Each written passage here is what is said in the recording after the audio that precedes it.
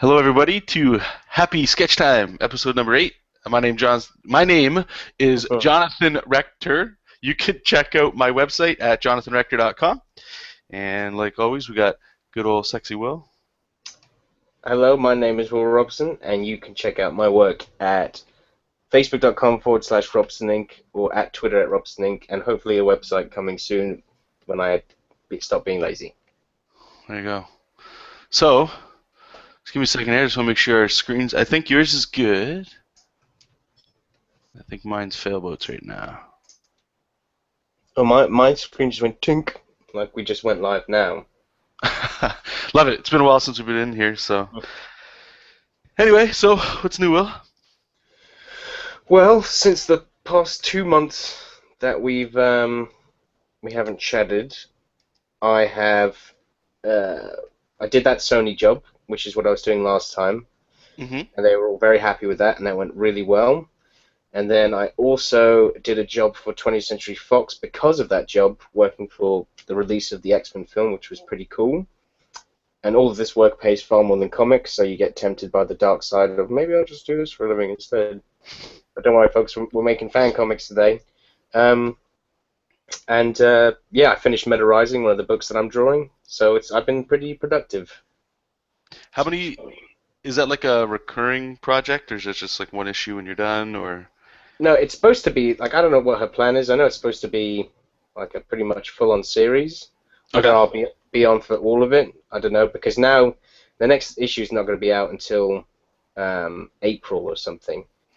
And then it's being released next month at Thought Bubble. And if anybody's going to Thought Bubble, come to booth 181A, or to see John Lees, who's the writer of the Standard. I'll be there. Get your signed copies, English folk. Sounds good. Yep. How about you, good sir? Not as eventful as you. So I've just been working on Worlds in Peril stuff. That's what we're working on today. The deadline is creeping up towards the end of the year for that. I keep getting extra work tacked on, which is great and sucks at the same time because it's more work. But one of the cool things was the designer of the game for the character sheet. That'll be kind of fun because most people that do like role-playing games, they do this anyway, where you draw your own character. So in this one, we're doing 3 different body shapes for the character sheet, and you can pick which one you want for your superhero, like the size, like if they're a small guy, the Hulk, or like a regular dude, so that you can draw your costume on them, like right on your character sheet, which is just fun stuff. Yeah. So that's what these little ones are, and then I'll be jumping back into the pages. I've only got a few. I think about 3 or 4 pages left, which is great. And then I'll be jumping back into mostly just like what I'm doing right now, pin-up stuff for the book, or the double-page spreads as well. And other than that... How long until you're at double-page spreads? Until I start them, or until they're finished? And when are those finished? Well, they haven't been started yet, so... I'm sorry, when are you finishing the pages again? The pages, I'm pushing very hard to get them finished by this time next week. What I'm going to do is I'm going to just... it's funny because the standard was very similar. It was towards the last week when the 5th or 6th deadline had passed. And it was like, this has to be done. And I think you did the same thing where it's like, you got no choice, you just have to do it. In order to hit a specific target for this, it has to be done so that I give myself at least a few days to like a week wiggle room for the rest of the work that's coming down the pipeline. Because I don't want to be messing that up. I'm still waiting for the call from you to be like, can you finish Worlds in Peril for me? No, I won't do that because like we talked about it, and I'm like, well, yeah, we can get Will in if he wants to draw.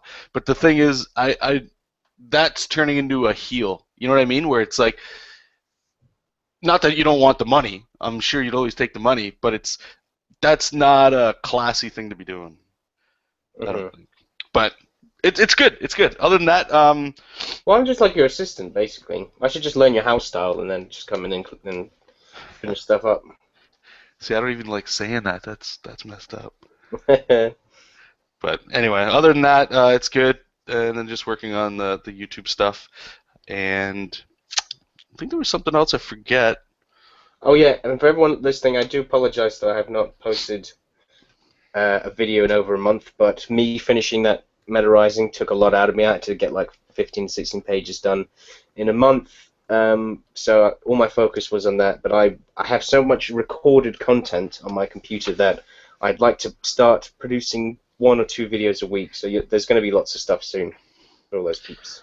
Okay, good. That actually, we just got a question. I should say too, for anybody that's watching right now, it's been a while since we've done this. I can't even see how many people are here or not. But if you had a question, you just have to be on the Google Hangout page, and you can go ahead and just ask it there, and it'll pop up in our feed so we can answer it. And for anybody that's sharing or liking the video or any of that stuff, thank you so much. It's awesome. So the first question here is from Diago Silva, and it's for you, Will. It's basically kind of addressed what you just asked. A question for Will: is he going to make the video teaching how he creates the comic pages in Manga Studio?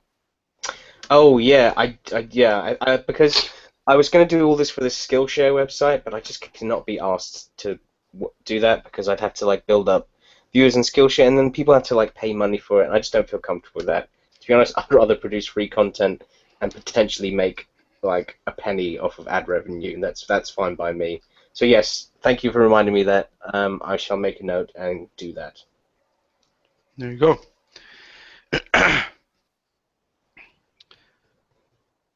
Cheesy smile. Yeah, sorry. Okay, yeah, that's cool. So, what are you working on right now, Will? What are you working on? I am lettering me and my brother's Batman fan comic. And what I have is I have my Word document open with the script in it, which my brother's written. And then I've got the page here, which is all done. I'm just, if you can see, I'm just adding all the bubbles. And this is all in Manga Studio 5. This is page 10. And if you can see, it's drastically different from my art style. I don't know, can you even see like any of my regular style in this?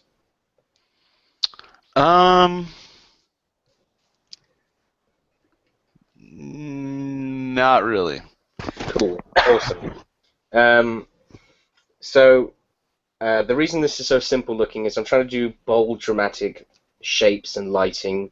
Like you see, Batman's just like a big thingy, and the windows, like, it's all noir looking. Like you can see, it's all very simple stuff, and that is so I can produce 3 pages of this a day, and then get an issue done very quickly. I have other, like this is another page I did, which is very simple as well. And then once this is done, this is a fan comic, so it's all going to be on the internet for free, and everyone can read it. And I'll post more. I have videos of me drawing this as well that are very old. I've just been waiting for the right time to post it. So, oh crap! I just moved the speech bubble. Okay, there we go. So what I'm doing is I've just been copying, pasting speech bubbles that I've already made, so I don't have to keep making them each time because it's just annoying. So what I do is, like, where's my script gone? Okay, there's my script. So Batman says, "Leave them to me," which is a cool line. And I've copied and pasted that. And then I go back into Manga Studio 5. And then I'm just going to copy and paste. Let's see, where's a good one? That's a good speech bubble. Oh, wait, no, I have to copy this first. Okay, don't follow those instructions. Copy speech bubble first. Paste speech bubble, boom, we got a speech bubble, and then, come on script, stop being annoying. Then we go back to the script, I'm the best teacher in the world, and then we copy that text, and then use the text tool down here, paste it in, and you can see how it does this, which is annoying, where it doesn't fit the speech bubble, so I gotta hit enter, there we go, and then click on the object select tool, and then I can move the speech bubble around to where I want it to be. And if you want to learn how to letter, it's all just about flow, of like eye flow. Everything needs to go to the right, and you need to be able to read across the page. It's the same when you lay out a panel, like Batman's looking this way, so that you can read this way. I have like the lines going this way, and then you have other things that point down to the next panel, like this light here is pointing here, and it's supposed to connect up with this stuff. Batman's not facing the right way, but I'm hoping his mask will bring the eye across here. Now I'm just rambling. Anyway, I'm lettering a comic. So I was watching a video. Um, what is it? I always forget the name of it. It's not Lean Into Art is a different one. Or what? No, that might be the show. I think it was Lean Into Art. Doesn't matter. And they were just actually talking about lettering in Manga Studio. And I don't know if you know this or not, but I think you can go into the bubbles, and it's kind of like a path tool in Photoshop, and you can just adjust the lines. I don't know if that helps at all. If you Yes, ever tried that. I can do that. I know. I believe. Hang on, let me try and show the people what you're talking about. I'm just saving right now. Oh, by the way, check out little spoiler. Gordon's reading the Daily Planet, and that's Superman, so that's pretty cool. Anyway, I think you click the object select tool, and then yeah, see you can click on the actual bubble itself, and then I could do like crazy stuff like whoa, like if someone was like sick or something, I can make them go like blah, like that. There you go. But we're not doing So that. how do you like the lettering now? I remember there was a time where it was just like, this sucks. This new system I have works where I'm working on a Cintiq right now. Behind my Cintiq is the script, so I can easily I have copy and paste as hot buttons on my tablet, so I can copy and paste the stuff, and then I have this little handheld keyboard where I can click enter on, and now lettering's just easy peasy lemon squeezy. Gotcha. So I'm happy with it. I remember I used to really like the lettering in MS4, but I can't even remember the difference now. So Okay. I And think it's like I because I didn't say, realize I could use the object tool to like move the bubbles around, and now I know how to do that. It's different. yeah, for sure. Like that's what I was saying. I remember there was some complaints you had because you were lettering way before I was in there. And I still right now, It's because I'm a hipster. I was lettering way before you were lettering. before it was cool. I started lettering Batman comics before it was cool. Anyway, sorry. No, the stuff I've been doing in there, mostly just letter in Photoshop too, but it was just doing like manga style lettering, where it's you just put text down, make that look kind of good, and then you just draw the box around it. Oh well, you do that. You do that with well, you did that on your concept art. I think Yep. with one your Dracula one, you did it, and it looked very cool. But I mean, this book is supposed to be just like a clean cut looking simple shape stuff that I thought simple lettering is what it needs. Well, for sure. I mean, especially like the topic that you're talking about in yours, right? Like it's established, right? Yeah. So Yeah, I need to find the name of this little handheld keyboard. It's called an iPazzport. So IPAZZPORT. And it's even got on it like a little, on laptops where you rub your finger on the thing and it moves the mouse. yep. Like right now I'm moving it on this handheld thing. So that's useful too. And it's also very useful to play video games with on your Cintiq in your bed under the sheets. When it's alone time. Yeah. Speaking of video games, I thought you were speaking of alone time. Sorry. that's just for us. That's not for consumption there. But Yeah. so my buddy and I, we're starting a weekly gathering of just us two, right? So let's get excited. And what we're gonna try to do is push each other to start projects together anyway for this thing. So I'll get more into that later if we're talking about it.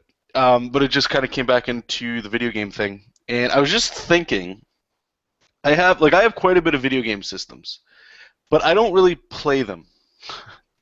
And I'm just wondering, like, why do I even have them? I bought them at a time when I guess I was playing them. The newest system I have is the Wii U. I got that because I like Smash Brothers, I like Zelda, all these cool games, and I bought it because I knew Smash Brothers was coming out. But I still don't play it. And if I play it, it's like for a week, and then it's kind of like, all right, well, the fun's gone, and you got to get back to doing what you need to do, which is art. And I just keep going back and forth, like, what's the point of having this stuff? Well, I think it's good to have a break every now and then. I mean, I play Battlefield 4 still, and Hmm. that's a perfect game to just jump in, go online, shoot people, and then just log out for a little while. And also, my brother is now living back with me, so I do have someone to actually like play two-player games with. Like Okay. we play like a lot of the old school Teenage Mutant Ninja Turtles games for like Super Nintendo, like Turtles in Time and stuff like that. So there is a need for that stuff, but like I don't play any story games anymore. Like the only story game I'll ever play is if a new Batman comes out next year and stuff. Yep. Because I know So you wanted to play Borderlands with me, right? I did. I actually, that's what I'm saying. I bought that because it would be one of those. I thought it'd be fun. I'm a big role-playing guy fan, but like you just said, well, I don't have time to play them anymore. Uh, so a game like Borderlands is kind of like Diablo, which is kind of like World of Warcraft in a way, where it's like you get that feeling of leveling up, getting new stuff, but you don't need to spend a whole bunch of time to do it. Like a big fan of just jumping in and leaving games. Yeah. But as I was playing it, I'm like, okay, well, I have to. This is where it gets into the dumb stuff. Where okay, my next quest is way over there, so I have to run. So now that I've only got a little bit of time to play, when I'm playing, I'm like, immersing myself in the world by traveling from point A to B. But it's like this feels like wasted time, and the game just started to become very unenjoyable for me Yeah. anyway. I Uh, recommend online poker while drawing comics because you can easily play that game and draw at the same time. But that's if you're into online poker. That's yeah, what I'm not really into poker. I sometimes do that.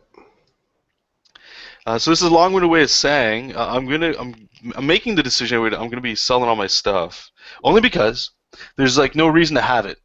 That's what I'm finding out. It's kind of like a bookshelf. I have a bookshelf full of novels that I've read and stuff, but like I get buying a new release. You read a book. You can say this for video games. It's the same thing. You read it, watch it, play it. You put it on the shelf, and then eventually you're gonna get something else to replace it. Usually. But then why do you still keep what you have? Is it just to grow this thing that you get to look at? Is it just to show people like, look at my stuff? Because if that's the case, like I'd rather I'm more proud, I guess, or more excited when people want to look at like, oh, here's some comics I have, right? Like, yeah, check this trade out. I'll pull a comic book off the shelf or an art book. Like that stuff is the things that I just keep taking off because I use it. Yeah. And I'm just thinking like, I don't know, maybe like when I was younger and stuff, and maybe that was just it. And I'm just hanging on to that's what I used to do to have fun, was just games. Like the break you're talking about, that's what people keep telling me that I've told a few people that's just to get some opinions on like other people that are drawing for a living or working, like doing what we're doing or graphic design and stuff. Just buddies that are doing that. And that's what they say too. It's like, sometimes you need a break in that. And I was listening to a George Carlin comedy sketch, which I love George Carlin. Yeah, he's man. And he was saying it was the skit was child worship, and he started going off into this whole thing about like kids are so micromanaged now that like you need to schedule play dates, where like even playing has to be scheduled now. It's not spontaneous. And he said if he was in charge of everything, he would make it law that kids have to have a mandatory at least 3 hours a day, 3 hours a day of just daydreaming. He's That's like, awesome. just put them outside and make them look at the sky or pick up a stick, right? And it just started, and then he said, adults should have to do this too because it's good for them. And it was just the way he said it, and it was the timing of it, I think, where it was just, he's right. Like, when was the last time, besides like biking home from work or whatever, and you're just like you don't have to think about anything. So Yeah. my question kind of comes around where instead of playing a game or reading a book or whatever, like just looking outside or going for a walk is that a bad thing? Is that I think it sounds like a healthy thing. Like I can't think of right now when we're done if I just go for like a I don't know walk around the block like a single negative. Like it seems almost like very healthy and therapeutic in a way just to like get away from stuff. Of course. I mean, I do. I used to walk dogs as like a sort of side job, and Yeah, I I've sort remember of that. I remember that. I don't do that anymore, which is a shame. But I do sometimes go on like little walks if I can. I mean, it's certainly good. I mean, I do my exercises every day, so at least I'm doing something besides just being a fat little potato. Like at least you're doing that, right? Yeah. It's like we're always talking about what to do whilst drawing comics, but really anything's good. It's like the same with the diet. It's like it's like, oh, I've tried this, that, and the other. It's like, well, as long as you just eat right and exercise, it's going to happen. So with the comics, it's like as long as you just do the work and take a bit of the break, it's going to be fine. Yep. I agree. I agree. And this whole thing I'm saying has nothing to do with like anti-video games. It's just we were having it was just my buddy and I we were just having a real conversation, and it was just like I forget how it went in there. I think it was sort of like I get excited for like a new release again with Smash Brothers. We'll just say because that's the newest one I can think of. I'm actually very excited to play that, which is great. But I know the cost that it comes with, and the reason why it has a heavy cost for me is something I guess we could talk about now. Is the time issue, right? If all I did was draw like comic books or freelance art, if that was my job all day, I wouldn't be working as much as I am now, where you come home from a day job and then jump back into doing client work. Yeah, yeah. I suppose I have that over you. Yeah, and like it's a great luxury to be able to have, right? Obviously. Um, Wait, okay. So there's one question here, and then I guess we could kind of go into the schedule thing that we were sort of talking about in the beginning.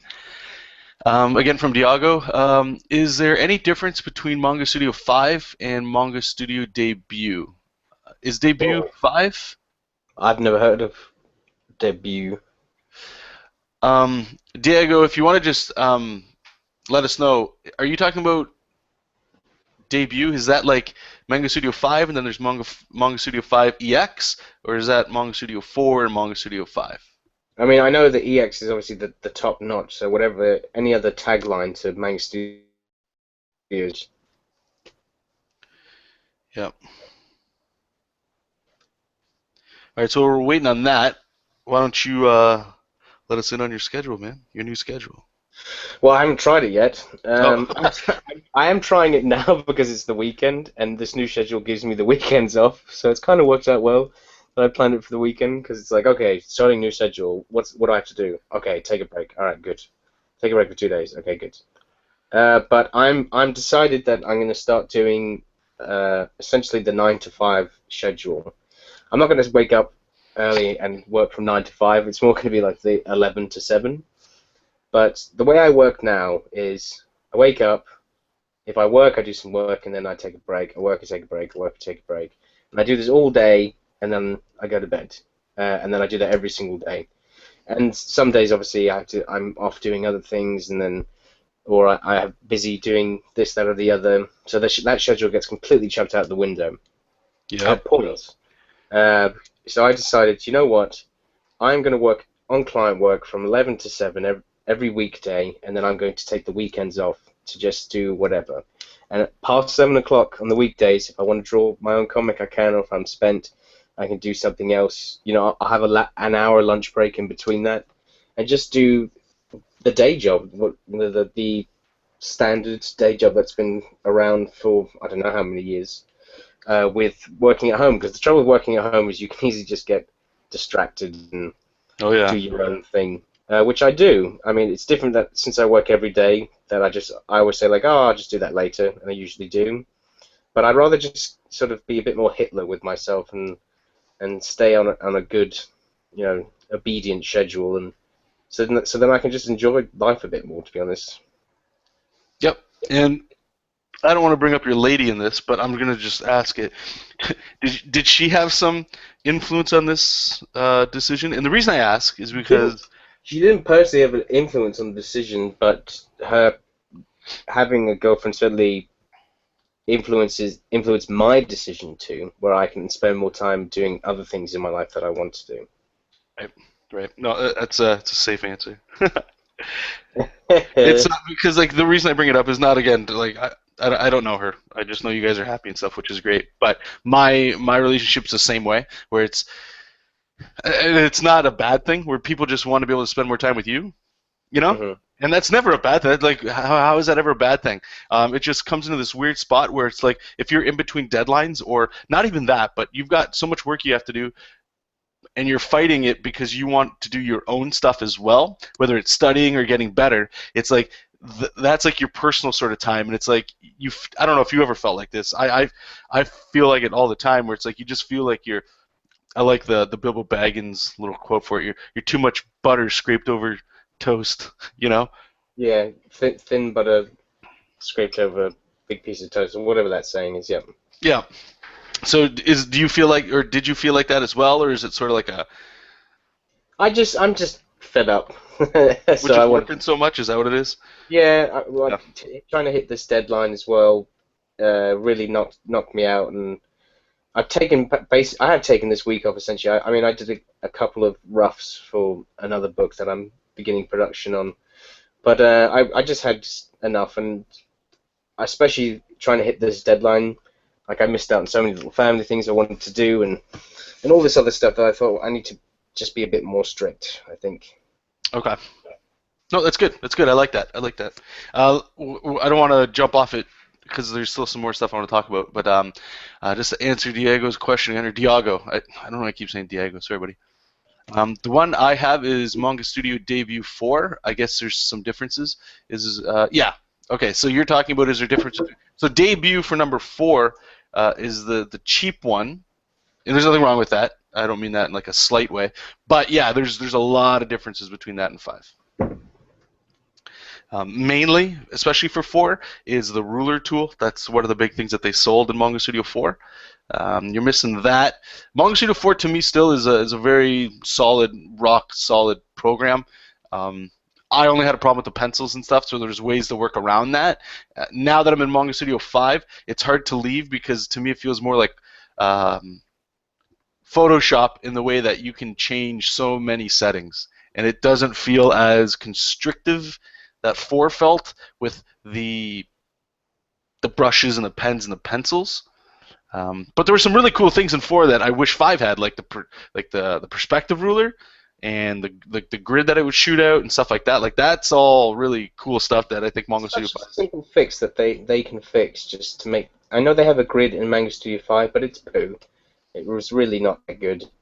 It's not, and I've been using the perspective ruler a lot in Manga Studio 5, like I'm more than sure you have or anybody. And it's like we figure out ways to use it, but it still doesn't feel as sexy as like 4.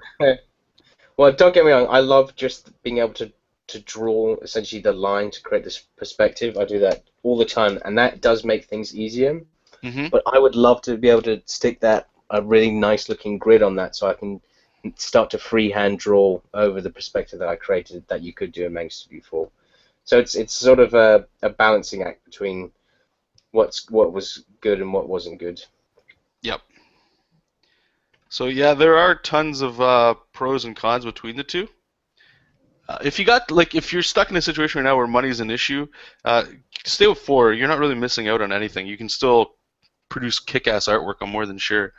Uh, I don't know if 4 debut had the story editor or not, or if that was something they were kind of pushing with the EX as well. I don't know. But even if it's not there, I don't think it's a deal breaker thing. I really don't think it's something where it's like, well, then I'm not getting it. As much as Manga Studio totes Like itself that. as, hey, it's not happening. Well, I'm not getting it. So even if it's not in there, like I say, I really, when Manga Studio 4 came out, I remember it was one of the sweetest things to do. I don't know if you still do this, Will, or like I really don't anymore, even when I'm working on pages, which maybe is like a stupid thing. But when 4 came out, it was like, all right, I'm doing an issue of the standard. Yeah, so you're like, standard issue 4, you set it up, you're like, yep, file, new story. You're like, how many pages? I think there's 24. So you boom, 24 in there. You're like, yeah. You press enter, and it just catalogs all these pages, and it was the sweetest feeling. It was like, Eh, there's nothing like different about that except it's just showing you the files, right? But it just felt like a comic book. yeah, you're like, man, I'm gonna fill those files. Oh, I mean, when I finish Meta Rising, like, and I'm open, I have the story open, and you just see 22 pages of complete artwork. You just feel like, oh. Yeah, So you just ran like 20 miles or something. You're like, oh, okay, it's done. and you can see it, right? Yeah, like for that. I agree with Will. It's very cool to be able to just always look back and go, oh wow, look at all the work I've done. You know, so it doesn't feel like you're just losing time. Yeah. But in Manga Studio 5, I don't even really think I do that. Like I can't even remember the last time I looked at the story editor in this thing. Like the story, I just open the individual files myself. But that's just a preference thing. Sorry, what was that? No, I was just letting them know that like in Manga Studio 5, I don't really look at the story editor anymore, or the story tool. It's just more so I just open individual files. Right. Again, it might be because it feels more like Photoshop. Yeah, I mean, I mean, if people remember the early episodes of the show, I used to hate so much on this program. I used to be the poster child for Manga Studio 4, but I love this program now. It's really great. Yeah, once you get comfortable to figure out what it was that in like 4 that you were doing that you can do in 5 again, and like what 5 offers, it's a little different. Like especially the brushes, man. Like it makes things a little bit more, I don't know, possible in some ways, I guess. Yeah, it is a bit easier to customize the brushes as well, I think. Yeah. Oh, yeah, man. There's a button right there. It's like customized, and it's got like sliders and stuff. 4, I don't even really remember. It's been so long, man. If I opened 4 up and like started to do a page and get custom in there, like I forget. I'll be honest with you right now. I vaguely remember how to make panels. I think it was you just Oh, I cut always it up, make panels right? with the square tool and stuff like that. I know, but I on the other day because on my portable tablet, I like to use MS4 just because it runs smoother. Okay. But I did feel a bit lost and a bit intimidated. Did you? Yeah, Okay, so it's not just me then. I was like, "What is this silly program?" So primitive. Okay, so Darren, hey Darren, he's got a question. Uh, I'm not sure if I understand this. Is the use dual? Is the dual use of manga both EX? I don't understand the question there, but can you just reword that?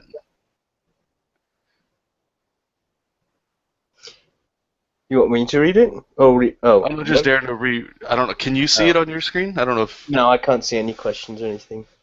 Okay.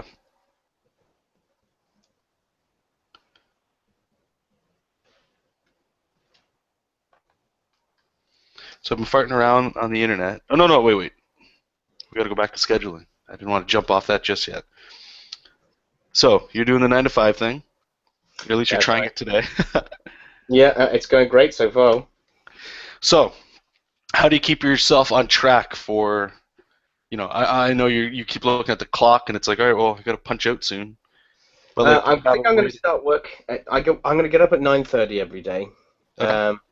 I'm going to start work at 10:30. So I got an hour to have breakfast, look at the internet and stuff like that. Yep. And then from I think 10:30 to 12:30 or 12, I'm going to work, and then I'm going to have my lunch break from at either 12 to 1 or 12:30 to 1:30. Watch a program or something, or play a video game, and then I'm going to work from like either 1 or 1:30 to probably what's it halfway between that and 7, 3.5 hours. So what, like 4 o'clock, 4:30. Take another like 30-minute break and then finish off work. That's my plan. Okay.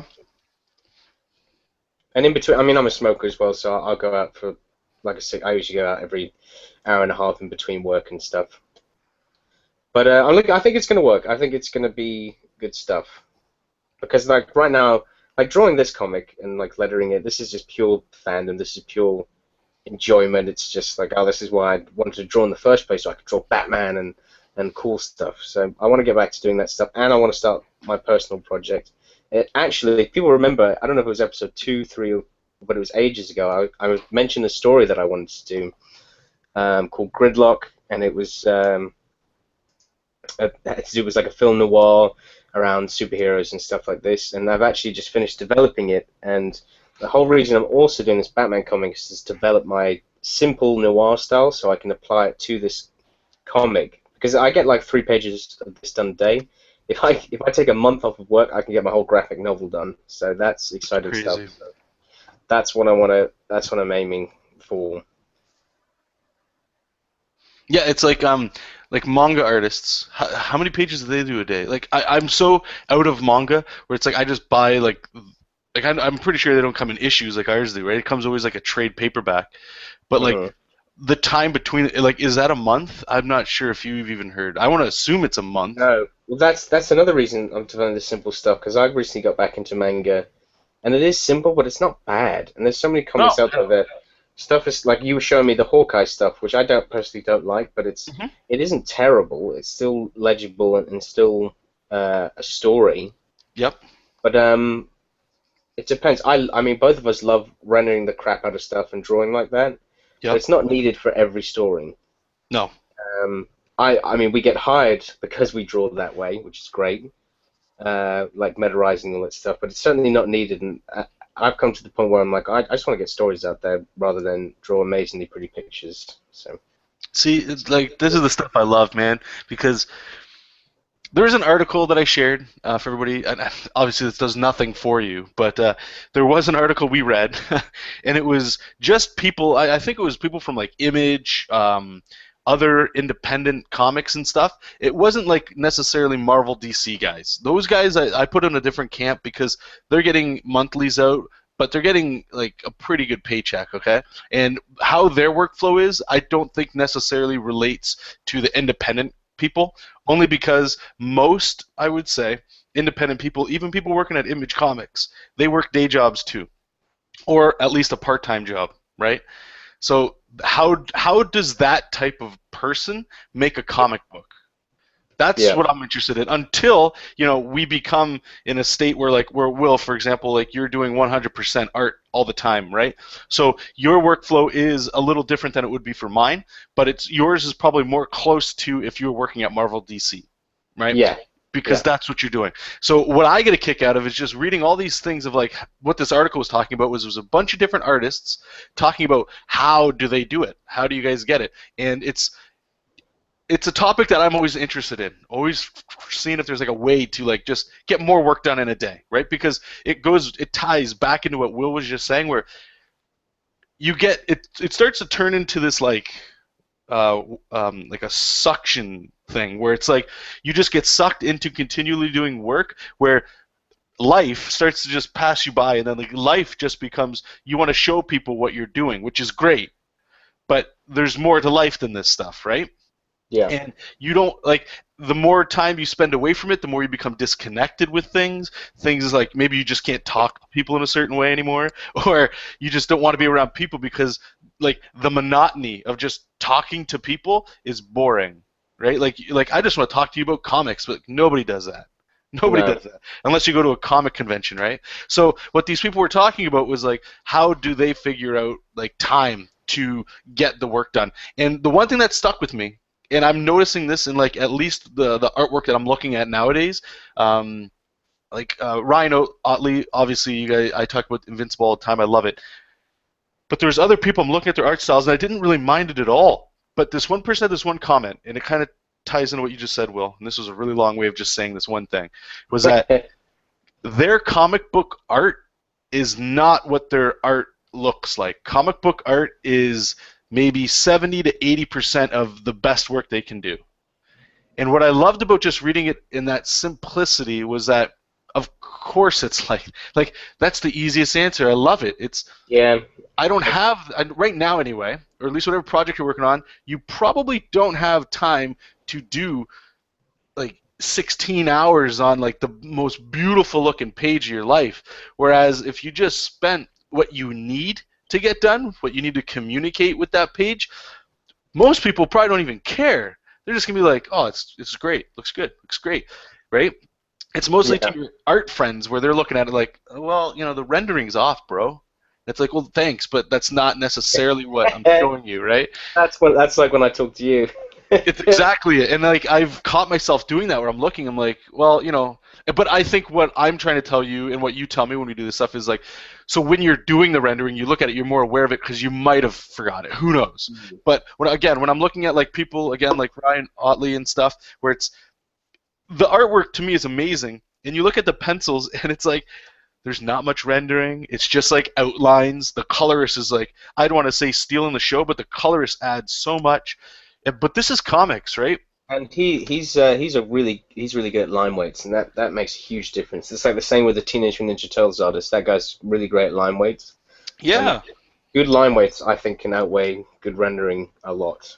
And that is, and yeah, it's definitely a style thing. And the one thing about like Ryan Otley's stuff that I look at his, if you look at his like sketch blog and you look at art that these guys are doing on their own, or even like art from his own art book, like the rendering, like you said, is holy. Like it's incredible. Like this person looks like you got to remember this guy anyway. He's a huge fan, and one of the reasons he got into comics is like you, Todd McFarlane, right? And those guys love lines, and you can see it in his stuff. It's like, wow, that's amazing. Like it's very impressive stuff. But then you look at Invincible, and it's like it's there, but not even close on the same level. But it still looks good, and I don't know. It's just it's a different way to think, I guess. I guess is where I'm kind of going with that. Yeah, Hey Jessup, oh you big stink. Oh, you want the pets? so Okay, so reading the letters, make sure it's all right. yeah, no problem. So Darren got back to us here. Let's see if I can understand it. Is the dual use of Manga Studio 40x and 5x? Okay, yeah, that makes a little bit more sense there. So what he's asking is using Manga Studio 4 and 5 at this like in conjunction with each other? Is it a good thing? Is it better than just using one? Right. So you want to tackle that, or do you want me to jump in? I was reading and completely missed the question. I'm so sorry. No, no, it's fine. So what he's basically asking is it better or is it just a good thing to use Manga Studio 4 and 5 at the same time? Or do you think it's probably better just to stick with one that you're comfortable with? Is there like a benefit Um, to using both?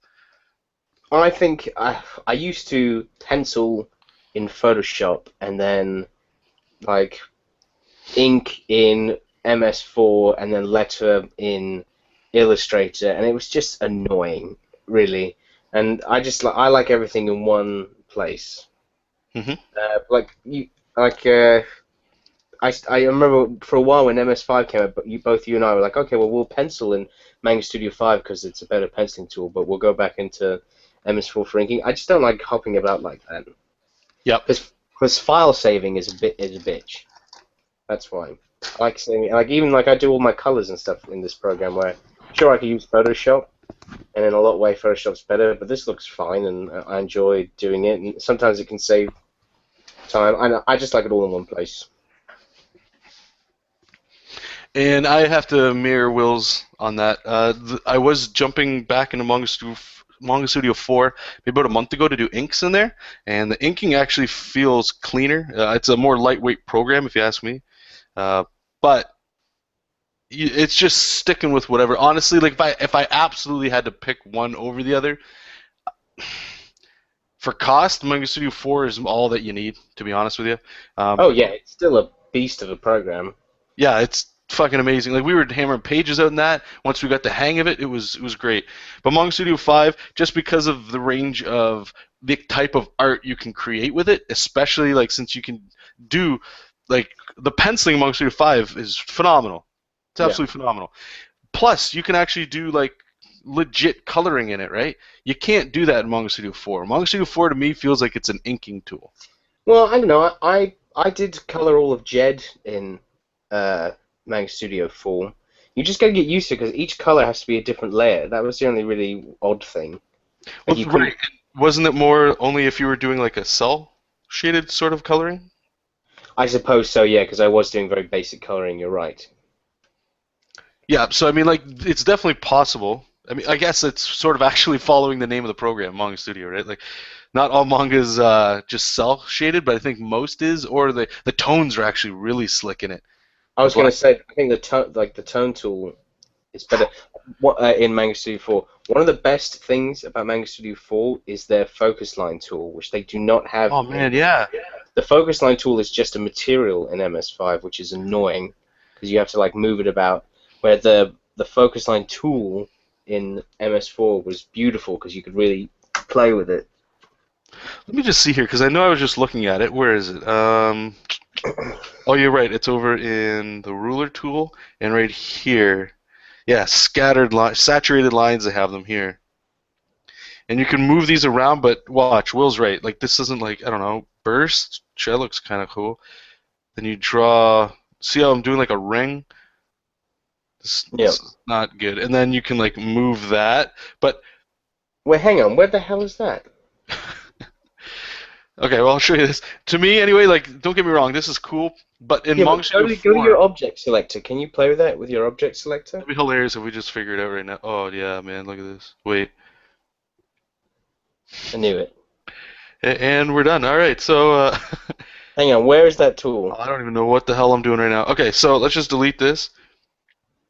Okay, so click on your ruler tool or your whatever it'll be if you're Rulers. making panels and stuff. Yeah. Or perspective. And then at the top, it'll say like direct line, frame, ruler, uh, streamline, Yeah. and then it's saturation.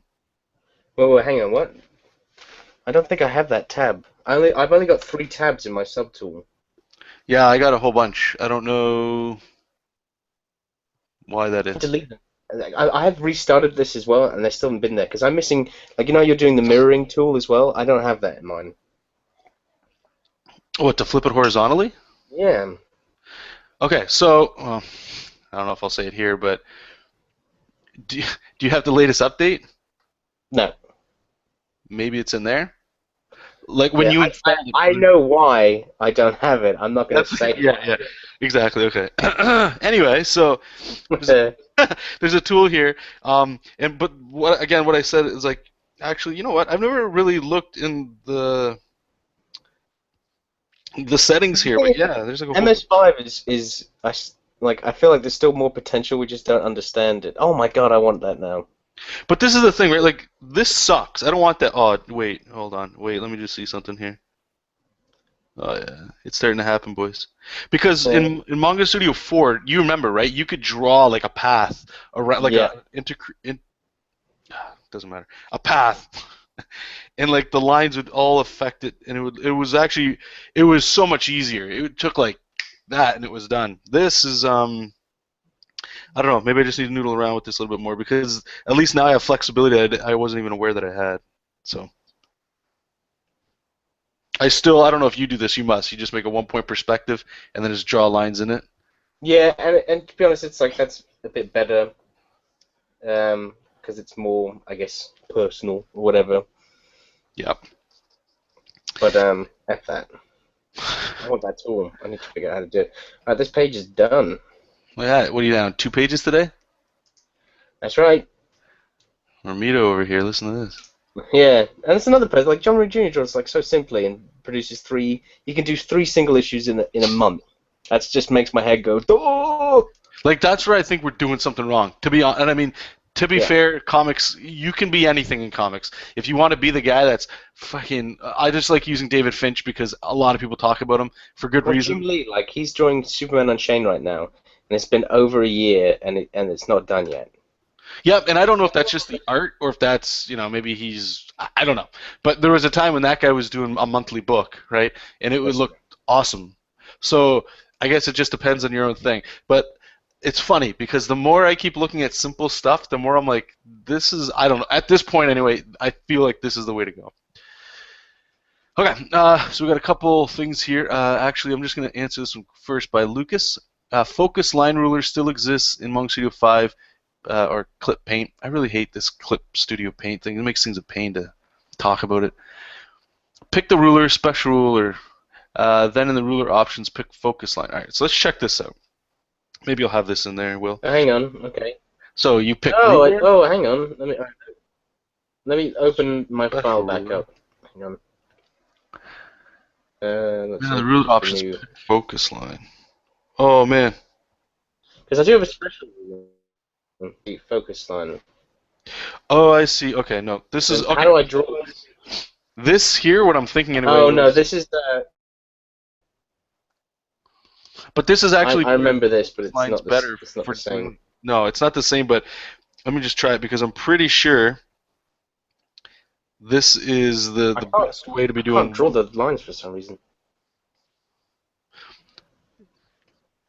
Nothing's coming in. What's going on here?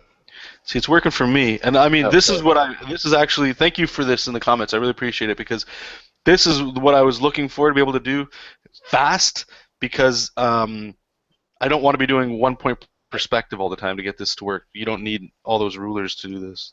Right on. Oh, I see. Yeah. Oh, so the ruler has to be attached to this layer then. I put it on a separate layer, but yeah, you can totally do that. Focus line, do we have? Oh, focus curve. Okay, all right, right on. Thank you. The Death Star's exploding. Yeah, but still, the focus tool was so cool because it was just done. Boom. Looks great.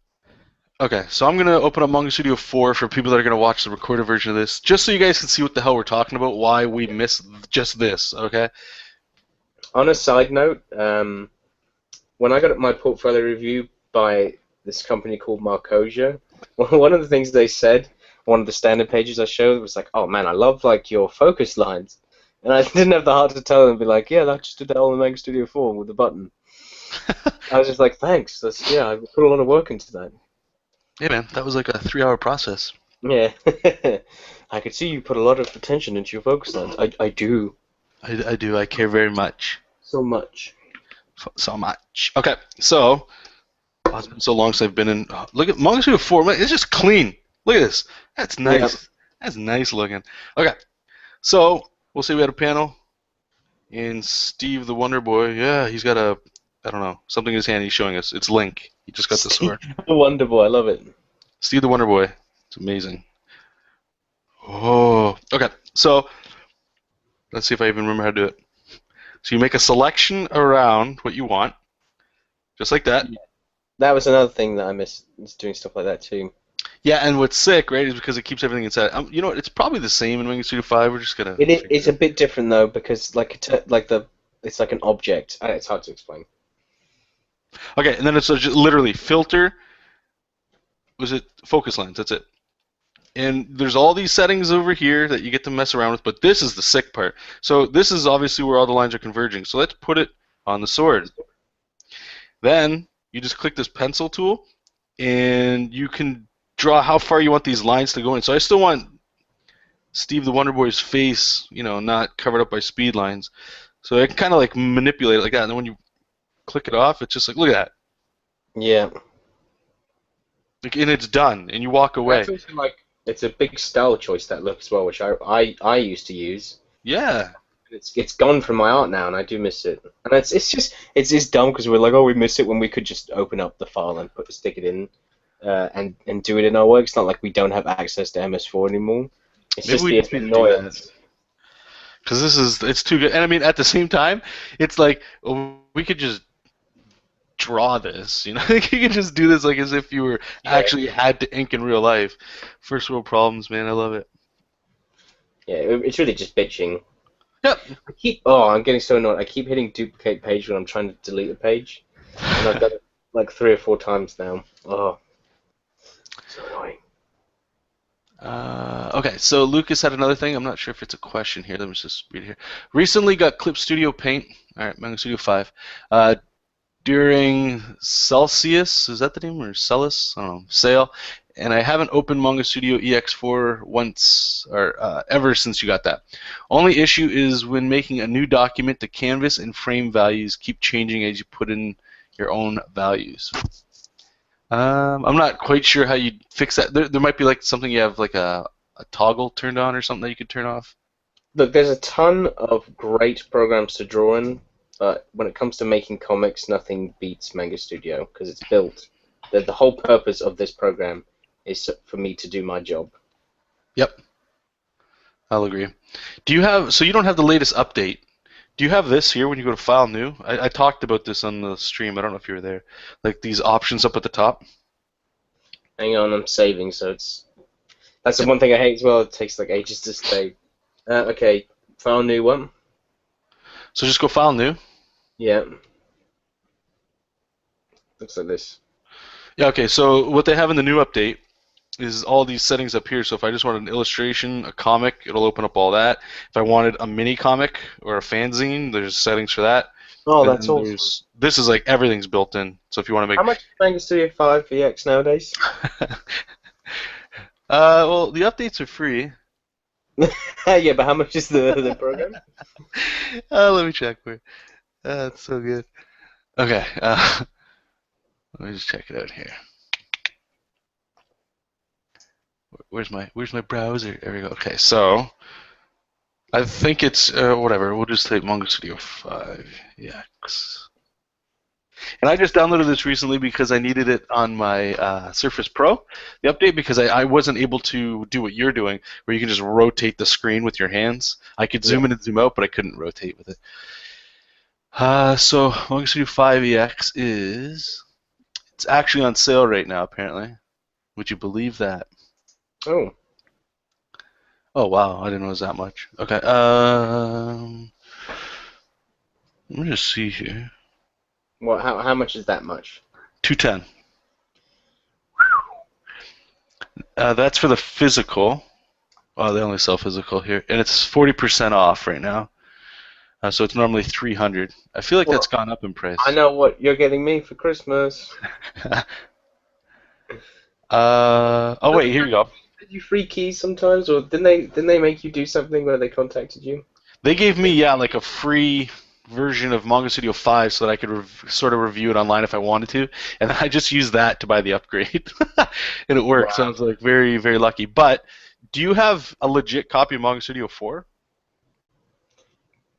Uh, or no no? comment. Okay, okay. Because if you did, then you could just get the update or upgrade for 105. Yeah, I'm a poo, I know, but whatever. No, I just thought I'd throw it out there. Do what you gotta do. It's like, how many people really have a legit version of every Adobe product? Maybe two people. Honestly, it's like if you're in a company, I would assume just because you have to, or else it Yeah. gets real shade fest. Although I don't know, I still have no idea how like Adobe comes after people, right? Like, do they just get like a No, mole I to say get for the record, hired? no. Everything I own is legitimate, okay? I'm not Okay. even. For the record, it is. I'm lazy, guys. I don't want to hit the update button. That's all. It's yeah. I actually don't like the way you have to update this stuff. It's not like an auto up, or maybe I don't update a lot of software, but it just feels like it's update, download this whole thing, and then I don't know. Anyway, that's getting Oh, into some so shit. I guess this might be interesting because I'm going to start a new page now for this. So maybe I can walk people through this. Okay, go ahead, and then I'll ask another question when you're done. Oh no, do the question. Okay, where can I get those pages that you guys use to draw your comics? Are they in Manga Studio pages, or do you need to get them from somewhere? Mine, I got them from Doug Hills, the guy that does the what is it? The Idiot's Guide to Manga Studio, I think it's called, or the Dummy's Guide. Yeah, he worked on That's Scamthology with us. Yes, he did. If you go to his website, this page that I'm using, it was I think it was like $2. Only because I was too lazy to make it myself, and I'm more than sure the aspect ratio is what you need. I haven't felt like it hasn't been, but that's what I use, and then I can just open that every time. Will, I think you custom majors? I didn't custom make mine. It's actually I found it on DeviantArt. I do have the link, and when I make my video of how to set up a page, because what I like to do is set up my paper with all the notes, and I have all my ink panels ready to go and panel layers. I have all this stuff here, and it's just the most comfortable way to work. And if people were watching, I was copying and pasting a page in preparation for the next page I'm going to do, so that it's just very easy. It's more like this is my file, basically. But I got this off of DeviantArt. The guy, it has a free download for them. I did actually cut out from the bottom the link that he has, but I've been using this for over a year. It is the perfect size and for printing, and the bleed's great and all that stuff. There you go. So when I make that video of how to set up a page, I'll obviously include that link and stuff. I also like how it says standard master page, and when I was working the standard, I wrote like the. I don't think anybody ever noticed, but No, I don't think so. no. Okay, so I'll toss it over to you, I guess. You can show people how to do it. I'm just going to click your screen so everybody can see it and they won't hear me. Click. Okay, there you go. So it's all yours. All right, let's not forget this time to turn it off. Yeah. Okay, so I just finished page. So now what I did the first, which I don't know if people saw, was I have this little paper folder. I don't know what the hell this is. Panels copy. Delete that. Don't need that.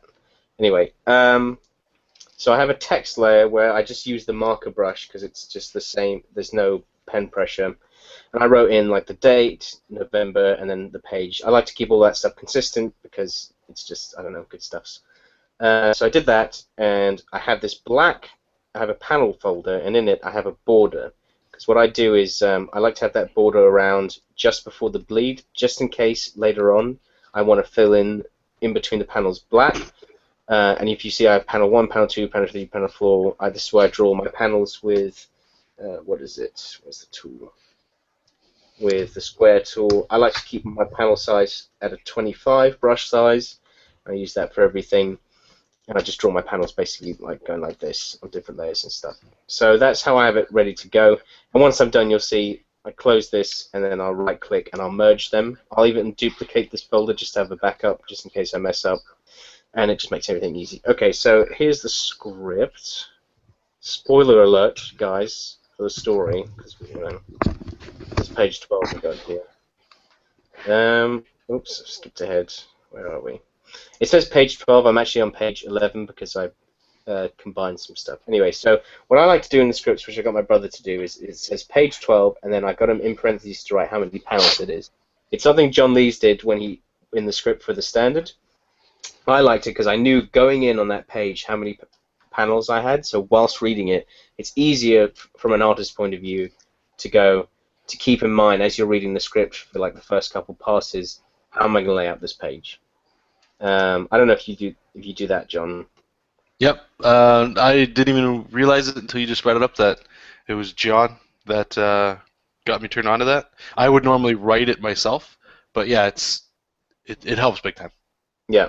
So let's see. This scene right now, it's Batman talking to Commissioner Gordon in Commissioner Gordon's office about these armed people. So let's see. It says, Gordon grabs and looks at the photo of his family. So then Gordon has a line that says, besides, I can barely make it home for dinner most nights. And then Batman says, I'll be keeping a close eye on the new Arkham gym. So that's the first panel. So what I like to do is I like to look at how much speech there is, because obviously it lets me know how big I should make this image. If there's a lot of text, I got to make sure I don't draw a close-up of Batman so that it takes up all of the space, and then he's got like speech bubble pimples on his face.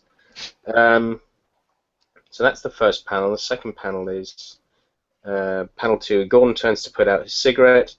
I don't doubt it. I'm starting to get used to knowing when to operate inside the law in the city and when to let you operate outside of it. So that's going to probably just be a close-up of Gordon. And then panel 3, yeah, it has to be because Batman, I think, sneaks up on this page, as Batman always does, right, guys? And then panel 3, Gordon looks up. I might just copy and paste that panel and move his head a little bit so that it's more like a, what's it called, an animatic, where he's like looking down smoking, and then there's a beat where he looks up, and then, oh, he does say something though. Let's hope that the church knows what they're, he's been cut off. And then I'm going to do a zoom out, and panel 4, Batman is gone and leaving Gordon talking to nothing but an open window, doing. Okay, so that's the page. Classic Batman stuff. You gotta love it if you love Batman. It's so annoying. This page keeps jumping about because my hand keeps hitting the side. Anyway, so what I actually do now is I go to my sketch pad and I sketch out the page because I feel more comfortable doing that. And by that I mean just doing the roughs. My brother just walked in, who is the writer of this. I'm going through how I lay out a page for Batman. Oh, cool. On this thing. Anyway, so what I would do now is let's pretend this is my sketch pad. We'll just do it digitally. So I would draw with a pencil. So what I would do is, let's say this is the page in my sketch pad. I would draw like a page like this, just a page. And then to keep things clear, I just write like Batman, page 11, and then I usually remember, but sometimes I forget, so I just write for panel. So at this point, I'd start rereading it again, and it's not very interesting, I know. But panel 1, okay. So Gordon grabs and looks at the photo of his family. I don't need to know about the dialogue now because we've already read through that. So what I would like to do is, I know as a fan, and so does my brother, that the picture of Gordon's family has Barbara in it, who eventually is Batgirl. So I'm going to draw young Barbara because this is early, and it's just a cool little thing where, if you know anything about the character Commissioner Gordon, he has a struggle to constantly keep up with his personal life because his work always gets in the way, which is a lot like Batman. So we are going to think about the shape of this panel. I think might be good to be wide across the top. So this is all I do, is I just start drawing in the idea. That's not me drawing up there, by the way. No, oh no, I lost what I was thinking now. Oh my fuck, boys. Okay, so this is the panel across the top. I know that Gordon's picture frame from the last page, which I should probably open up so people can see. Pretend like you know me. Pretend like you know me. Sorry, folks. Okay, so if you see on this page, there's his picture frame. You should always read a couple pages ahead of your page and your scene, so you don't forget to put things in there like that. Because so many times I've had to go back and add like picture frames or lamps or plants because they're important to the script. So that's on that side of his desk. So maybe let's have his picture frame like here, this, and then his wife and Barbara, and maybe have like a thumb here and a hand like he's just holding it. He's sitting at his desk. So let's make the desk sort of, actually, or should it be like this? So it points more down here. And this is like what I'm just speaking about. Obviously, this is what I think in my head. And then I'll have his like little collar here, his nose, his glasses, a bit of a close-up. So that's roughly the shot I'm thinking of. This is not going to be the shot that I draw. I'm not going to expand this and draw over it. This is just fleshing out ideas. And I didn't learn this from anywhere. This is all just through experimentation, and I'm sure John does something similar but different in his own way. And this is all up to you how you want to do this. This is just my thought process. So this, and now I know I've got 3 panels left, so I've got a lot of room to draw stuff. I want to show Batman being gone in Gordon's office and showing how empty it is, that he realized that he's gone. And Gordon's window is behind him, so he's going to be pretty distracted not to see him. And I need to think of a shot. It would have to be a straight-on shot to show that Batman's disappeared without me, because I don't want to draw Batman disappearing. That kind of ruins the whole point of it. So Gordon, you should put him behind the door. So Gordon puts out his cigarette. Okay, I doubt it. So there's a little bit of dialogue there. I'm starting to get used to knowing when to blah blah blah.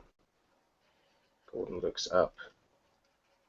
And he's looking. He won't look up. He'll look to his right because that's where Batman's standing. This is me just editing on the fly.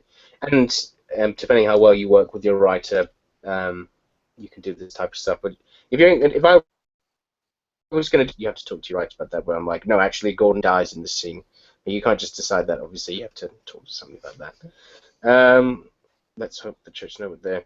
Okay, so if I want to make the bottom panel big, sometimes I do. Sometimes I like to do the first panel and then the last panel. Do I want it to be this big and then like this? Or will people read it like that? No, they shouldn't. They should be more clever than that. Okay.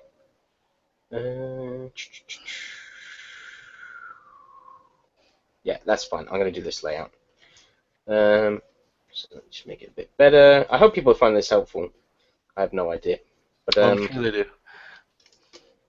I'm almost done, and then we'll get back to whatever you want to talk about. No, keep going, man. I can guarantee you what you're doing, people want. Okay. It's Batman. They're going to be interested. Right. Okay. So this is what I'm going to do. And this is like what I call like the cheat shot, where I'm just going to copy and paste a lot of stuff. This is the great thing about digital. You can copy and paste it a lot. I've already done it in this book, but you just have to do it subtly. I do it in all my client work. I know John does it a lot too.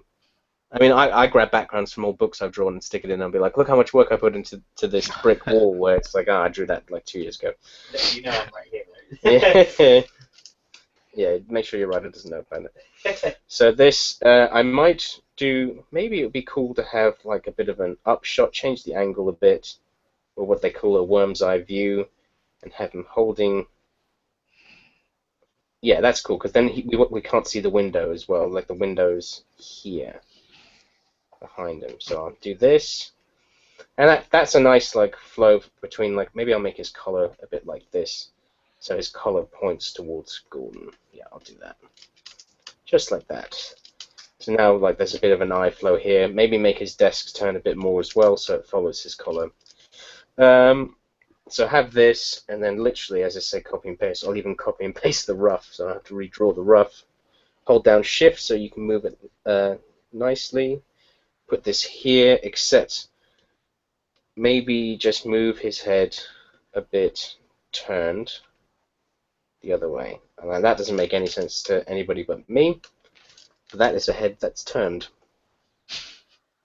And to make it make more sense, maybe I'll just draw an arrow there. This is like what people draw on storyboards. It's like for films, they draw like these little arrows for head turns or camera movements. Like a camera movement would be like these arrows, like this. This means like zoom in. That's not comics though. That's not comics. Let's not talk about that. Okay, so he turns his head, and then I think maybe a nice above shot now of Gordon sitting at his desk with the light. We know the room looks like this with the window, and then I guess I have to put a big black bar to show that the window's open. I should have put some papers on here or something. I could have had papers flowing. Regardless, I'll put like a little windowsill outside so that people can see. And I know there's a file cabinet here, and I know I've got the light going like this. And there you go, it's a big empty page. So that's the page I'm going to do.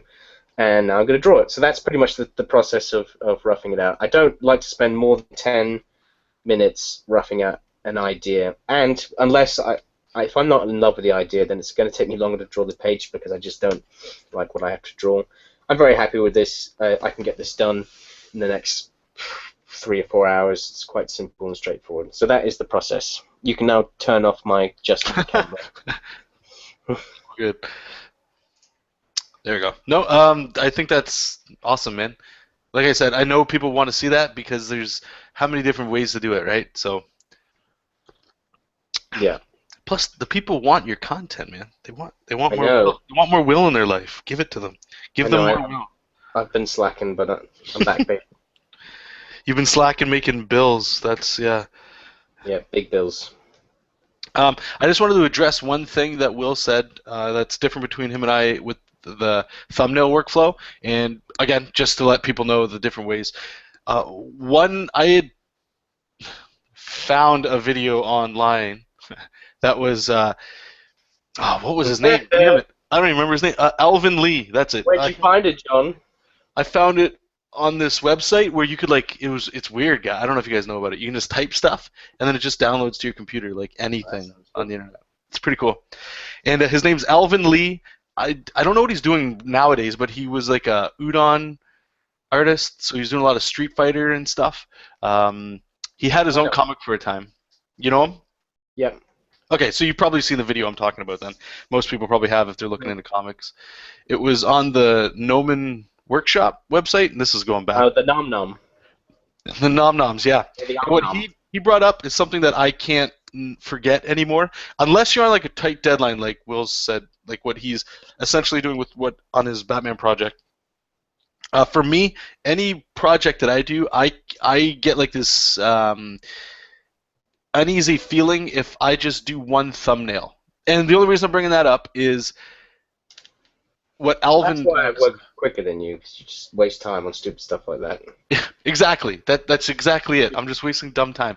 What Alvin brings up, though, is rarely, for him, does he ever get the best out of the first thumbnail. But what you can do is if you do multiple versions, like let's just say 3 versions, which seems it's so much work, but 3 versions of the same page, just in thumbnail version, if there's certain panels you like from the pages, you can pull those panels and put them in to a brand new page and start to feel it that way. Now, it's definitely a concept art sort of mentality in the meaning that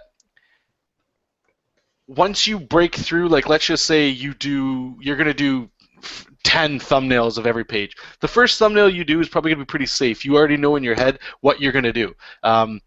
The second one, maybe you're experimenting a little bit more. You're going to go, okay, we're going to put the camera angles. The third one, you're like, all right, maybe we're going to get real crazy. And, like for Will Gordon, he's you see him, you Dead. only see his face, reflection of the frame of the picture. You don't actually see him. It's just a reflection. So you start to think differently, and then by the end, you're so out in left field that you might not even like what's going on. But you don't get to that stuff unless you give yourself the chance to. And this isn't criticizing Will's method at all. It's just a different way that some of you guys might want to try, and you might get some success out of it. So I just wanted to just bring that out there. Yep, good points. One thing I love about John Reed Jr. is he just goes for it. Like it's just like, okay, that's the page. All right, this isn't the idea I have. Okay, now I'm drawing it, and I like that. It's just like straight in, first idea. I usually find for me that the first time around is the best, and if it's not, I'll slowly discover that, or I'll soon discover that as I'm roughing it out, and then I'll go back to the drawing board. I do like to stick with the first idea first. Yep, first absolutely. Idea first. I know I definitely did that when I was working on that Cord and Harley book. I still never. I've only seen little images of it. It doesn't matter, but Back in the day. back in the day, I was doing the exact same thing. It was just sit down, grab a sketch pad like Will does, and just kind of like very primitive stuff. Just work it out, and you're like, I like the flow, I like the feeling of it, and then just start drawing. Yep. Yeesh. All right. I'm quieter now because I'm penciling. The real concentration stuff. Even though I don't really pencil, I just put lines down and then ink over them. Well, it's digital, right? So it's not even like real art, so don't worry about it. What even is art, man? I can tell people about the Batman story. What? The Batman Yeah, you could. Well, that's not though. That's why exactly. That's why I asked you. But Any other questions? No, it's pretty quiet out there. I don't even know how many people are actually here, to be honest with you. I can never find like a number that says people that are here. Oh, I thought you could on this. Oh, there might be a setting that I'm not seeing. You've told me before. Oh no, that's because we were just getting a ton of questions. That's fine. Yeah. That's what happens when we take 2 months off. Hey, 2 months off, and there's no actual time and date determined for anybody to actually like go, oh, okay, I'm gonna do or watch this at this time. Yeah. Oh, you guys just wait until we get our intro music, our graphic. We were talking about it before we came on. It's gonna be amazing. It is. It's gonna be all those things. It's gonna be. How can we even tease it? You're gonna be absolutely soaking wet. There we go. Oh my god. Oh, I can't wait. Absolutely soaking wet. God.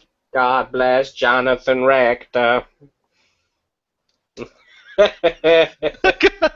Got nothing on that. I love it. I'm going to. Oh no, I already mentioned I'm going to Thought Bubble. Never mind, shut up. Scott Snyder's going to be there. That's pretty cool. And Tim Sale is my favorite Batman artist, so that's also cool. Right on. Bring my Batman book and show it to him and be like, check this out. So, are you going to have a booth at all or anything, or is it just you're just going to hang out? I'll be at 181A with Meta Rising in the no.8. But I'm not going to have my own booth. That's something I want to start next year at these Comic Cons. Because I don't think England's caught on yet, because some of these booths in England are super cheap. Yeah, that seems like a... So are you stuck in a situation then where you don't want, or you don't want to, but you haven't because you don't have your own thing to show? Is that like, because that's the problem I'm in, or at least I feel like I'm in. I talked to people about it because the colorist of Meta Rising, the book that I was doing, he used to be the colorist for the Transformers for IDW. Yep. And he was that for like 7 years or something like that, like a really long time. And he doesn't bring any of his Transformers books there. He just has a booth and he does sketch covers, sketches, and makes bank doing it. And he's just like, yeah, just go and do it. He's like, there's people that print out their comics on computer paper there and have a booth. Like and he's like, people just are there to spend money, so just set up a booth. if you have content or not. On the other hand, then I like to have my book out and do prints and pin-ups and all that type of stuff. I just like to have as much as possible. And it's just nice to have a book there to plug that is yours and not just being hired hand, not being like, hey, this is the standard, this is a book I helped draw, or this is Meta Rising, this is a book I'm drawing, or this is Todd, this is a book I'm drawing. It's much be cool, like, well, this is Gridlock, and this book's fucking awesome because I drew it and helped write it, and you're gonna love it. It's different. Yep. No, and what you're saying is what I'm wondering too, because I remember hearing like a lot of people, they would just say stuff like, well, just go and just have prints.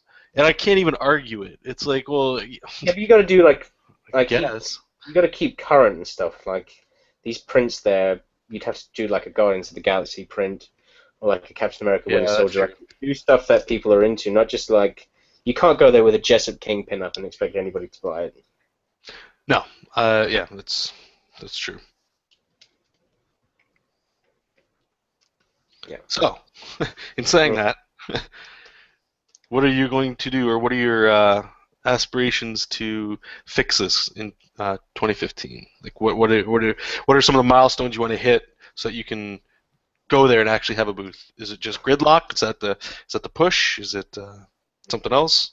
I definitely want to have Gridlock. I'd like to have Gridlock done by the end of the spring or the beginning of the summer, because theoretically, if I take a week off from work, I can get an issue done, and even more theoretically, if I take a month off from work, I can get the whole graphic novel done, and that's huge. To just be like, hey, I got this comic idea, look, it's done, here you go. And that's so cool. And I can do it, and like I've been going to the comic shop and buying so many single issues of indie books and all types of things because I buy these big combo packs. And there's just a lot of, even like the Daredevil right now, it's simple, but it still looks fine. And I'm not worried about a more simple looking art style. It still just looks good, so that's all that matters. Like, for instance, I didn't even really mention this, but I always tweet stuff. I just tweeted my Batman page there, and I got interest for a new client just by looking at my Batman work on Twitter. What? And it's I'll tell you later. And it's what? And it's a pretty, it could be a really high end thing. So it's funny how all this personal stuff always ends up being like what gets me the job. Like I got my job. Batman guy. I know, but no, I got the job at Image coloring Savage Dragon because I colored that Jed pinup that I did. That's true. And that got me a coloring job, and there's other examples of stuff like that. I got my job at Comics Tribe drawing the Scamthology thing because I was drawing, what was I drawing? Some sort of personal project at the time. Like I didn't show any of the client work, I just showed personal stuff, and I don't know, that seems to be the way to go. Like right now, client work to me right now is exactly that, client work. It's just, this is me drawing for somebody else, but it's all about that personal. It's all about the personal, baby. That's right. Got a co-host today. It's all about the personal, baby. Oh, this is awesome. So, one of the fears I have is, okay, so we make some books. Actually finishing something? Oh! User has disconnected. It is all about the personal. Yeah, like what your brother's saying is it's very true. But when it comes to, okay, so we're gonna go to cons, we're gonna have a book, hopefully. So we have to figure out, and this is one of the problems I always have, where I'm always looking like 15 problems down the road, so like I get snagged on the first step. But the amount of money it's gonna take, theoretically, I have no idea because I haven't looked into it. But to get to the convention, let alone have the product, let alone get the product to the convention, like, so what's the steps for that? You know what I'm saying? Like, well, different. I mean, the cons I'm going to be going to are all in London, and I live in London, so it's really not that difficult for me to travel. Okay. And for me, printing-wise, this knucklehead sitting over here is writing it, so I'm assuming that he's going to help pay for some of the printing with me as well. That's what? What? So luckily, I do have a partner in crime, which does make a lot of difference. So I've got the advantage of location and outside support as well. And then you can So- always think User disconnected. Oh man, and there's Kickstarters and all that good stuff as well. that's true.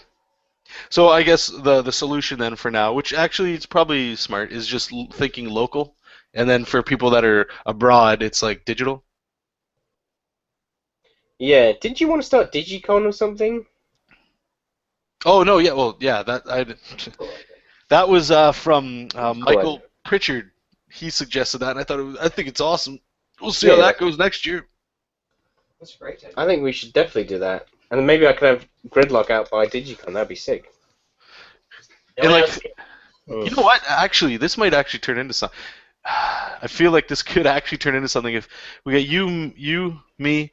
Maybe we can reach out to a couple other people for like some of the big cons that are out there, like San Diego or like places I know I won't definitely be going, Yeah. and like maybe Seattle. I think they have a big one too, and even the Fan Expo or something like that in Canada. Oh, if I'm going to that one, either way. And it's like, okay, well, you just set up like from Saturday and Sunday we're doing stuff online. So like in your real life, you're like at a convention online. So it's you're just on there. People can talk to you if there's a certain way to do it on like a stream, or it's like buy a digital book with, you know what I mean? Like there seems like there's some planning, but I definitely think there's something there. I definitely think there's something there. My event mind is already. Yeah, my brother worked in events for a very long time, so he's like all jazzed now. Oh, so he thinks it's a good idea as well? Like, Yeah. I have an event erection right now. ugh. An invention. An event erection. An event Okay. erection. We got a couple questions here, so we'll just hammer them out there. Okay, so I hope I'm saying it right. Diogo is asking. Diego, San Diego. How many pages you guys think that a fun comic should have, even if it's just for fun? Oh, good question. As many as you like. Next question. Oh, my brother wants to answer this one. From a writing perspective, whatever the story needs in order to be a full issue, I wouldn't just try and limit yourself to, I have to fit this into this many pages. If you're writing it for fun, then that's the whole point. It should be fun and make as many pages as you want to make the story good. Yep. There you go. Even though this isn't happy write time, it's happy sketch time. It's happy comics time. What if you It's take to happy. Diego? Dingo. So I'll just follow up on that. I think what he said there's. What's your brother's name again? I always. Alex. Alex. Okay, so what Alex said there, I think is he's hitting it right on the head. If it's for fun, you're probably getting study from it. You're probably learning a whole bunch of things. A creative exercise though is to limit yourself. So for fun, like, and that's the other thing. Are you talking about a mini comic? Or are you talking about just like a trade paperback? Yeah. They're all a web comic, all sorts of things, right? So what Alex is saying is probably just hit it on the head. Just if you're doing it for fun, just write it, draw it. It's done. You know. Yeah. When I was doing Jed, that was like 20 pages per issue, and that was certainly more than enough. But you were like basing it on selling it as like issues, as if it was like an actual That's true. book you would buy in the comic book store, right? Yeah, that's true. Yeah, a good story could be 10 pages. It could be 6. It could be a page. Yeah, it doesn't matter. Yep. So I think you're hitting on the head there. You're making that YouTube mini comic right now, and what's that? 3-5 pages? It's supposed to be 3. Might be going to 7, just because I want to turn it into a mini comic. Oh, Just here we go. I know, right? It's most likely going to be 7. No. Yeah, so it's most likely 7 plus the cover. That way, everybody can do it with like a regular piece of paper, and you fold it up.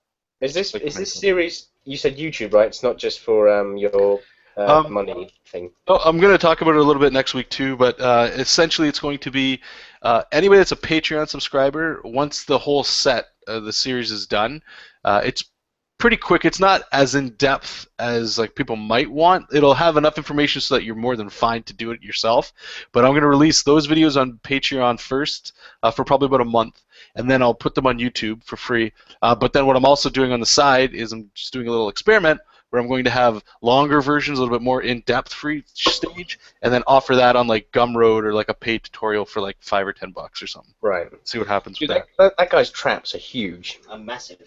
This is a lady, by the way. You like that? What? Hey, it's Jonathan here drawing bulky women. This is my She-Hulk. This is the way I'm at. Oh, It's the Hulk God. with boobs and hips. The Hulk with boobs and hips. Yep. That's how I do What's it. that? Did you ever watch Dexter's Laboratory? Laboratory. No, laboratory, whatever. You could say laboratory. It's a different pronunciation. And there was Krunk, right? Who was the Hulk? Like me, Krunk. Yeah. What was the girl Krunk called? Marie falls in love, and she's a villain. No idea. Did you ever watch Dexter's Lab, No. John? I guess you weren't just cool enough then. In Dexter's Laboratory. Oh, what was her name? It's probably something stupid like She-Krunk. Probably. Yeah. Anyway. That's that. Okay. So, let's go to Diogo's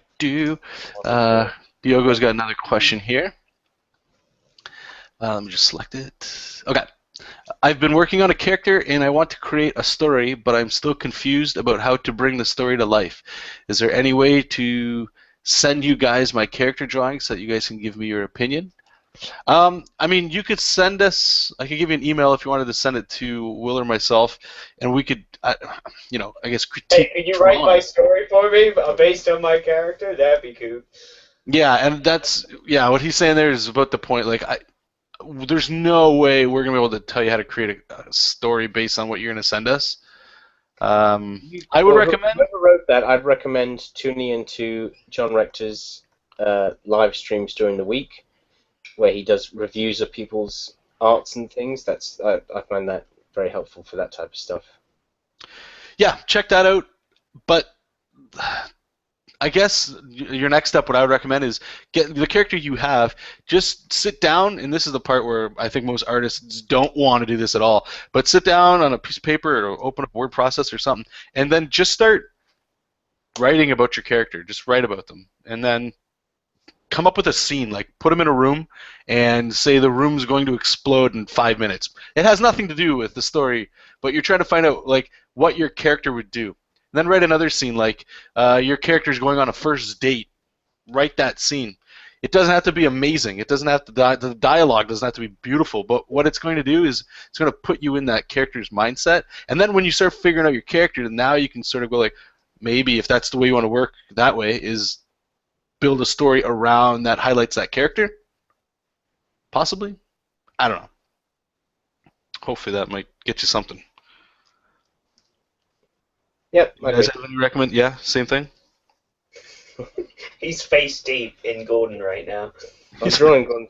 Actually, I need an opinion. He's mustache deep in Gordon. Do you like the shot zoomed in like this? Mm-hmm. Or... Oh, wait. Is that any different? No. Oh, crap. What have I done? Okay, hang on. One sec. Where's the size? This was the original size. Right, so around here. Okay, and I think it's up a bit. Okay, I need opinions from folks. Do they like the shot at this size or at this size? This size? This size. I like the one that's very zoomed in. This one. Yeah, I do too. Over this one. I just held up my fingers. Yeah, I think it's a better shot, Yeah. and it's a bit more. And he's like talking. He's basically mentioning about his family, so it's a bit more heart to heart. Yeah, it's focusing on what's probably most important in that scene. Yeah, right? I'm going to keep the other one as a backup. I always keep backups of everything I do just in case. But we'll go for this for now. I don't even know what his wife looks like. It's always different, isn't it? Doesn't matter. Just make her look like a woman. I'll try. Make I her was look going to ask like if you a were going to woman. put Baby Jim in there. No. No Baby Jim? No. He doesn't exist? No. It's just Barbara. Look at that chick with muscly titties. It's the bodybuilding boobs. Oh my gosh, she's like, I have to check a massive protein poo.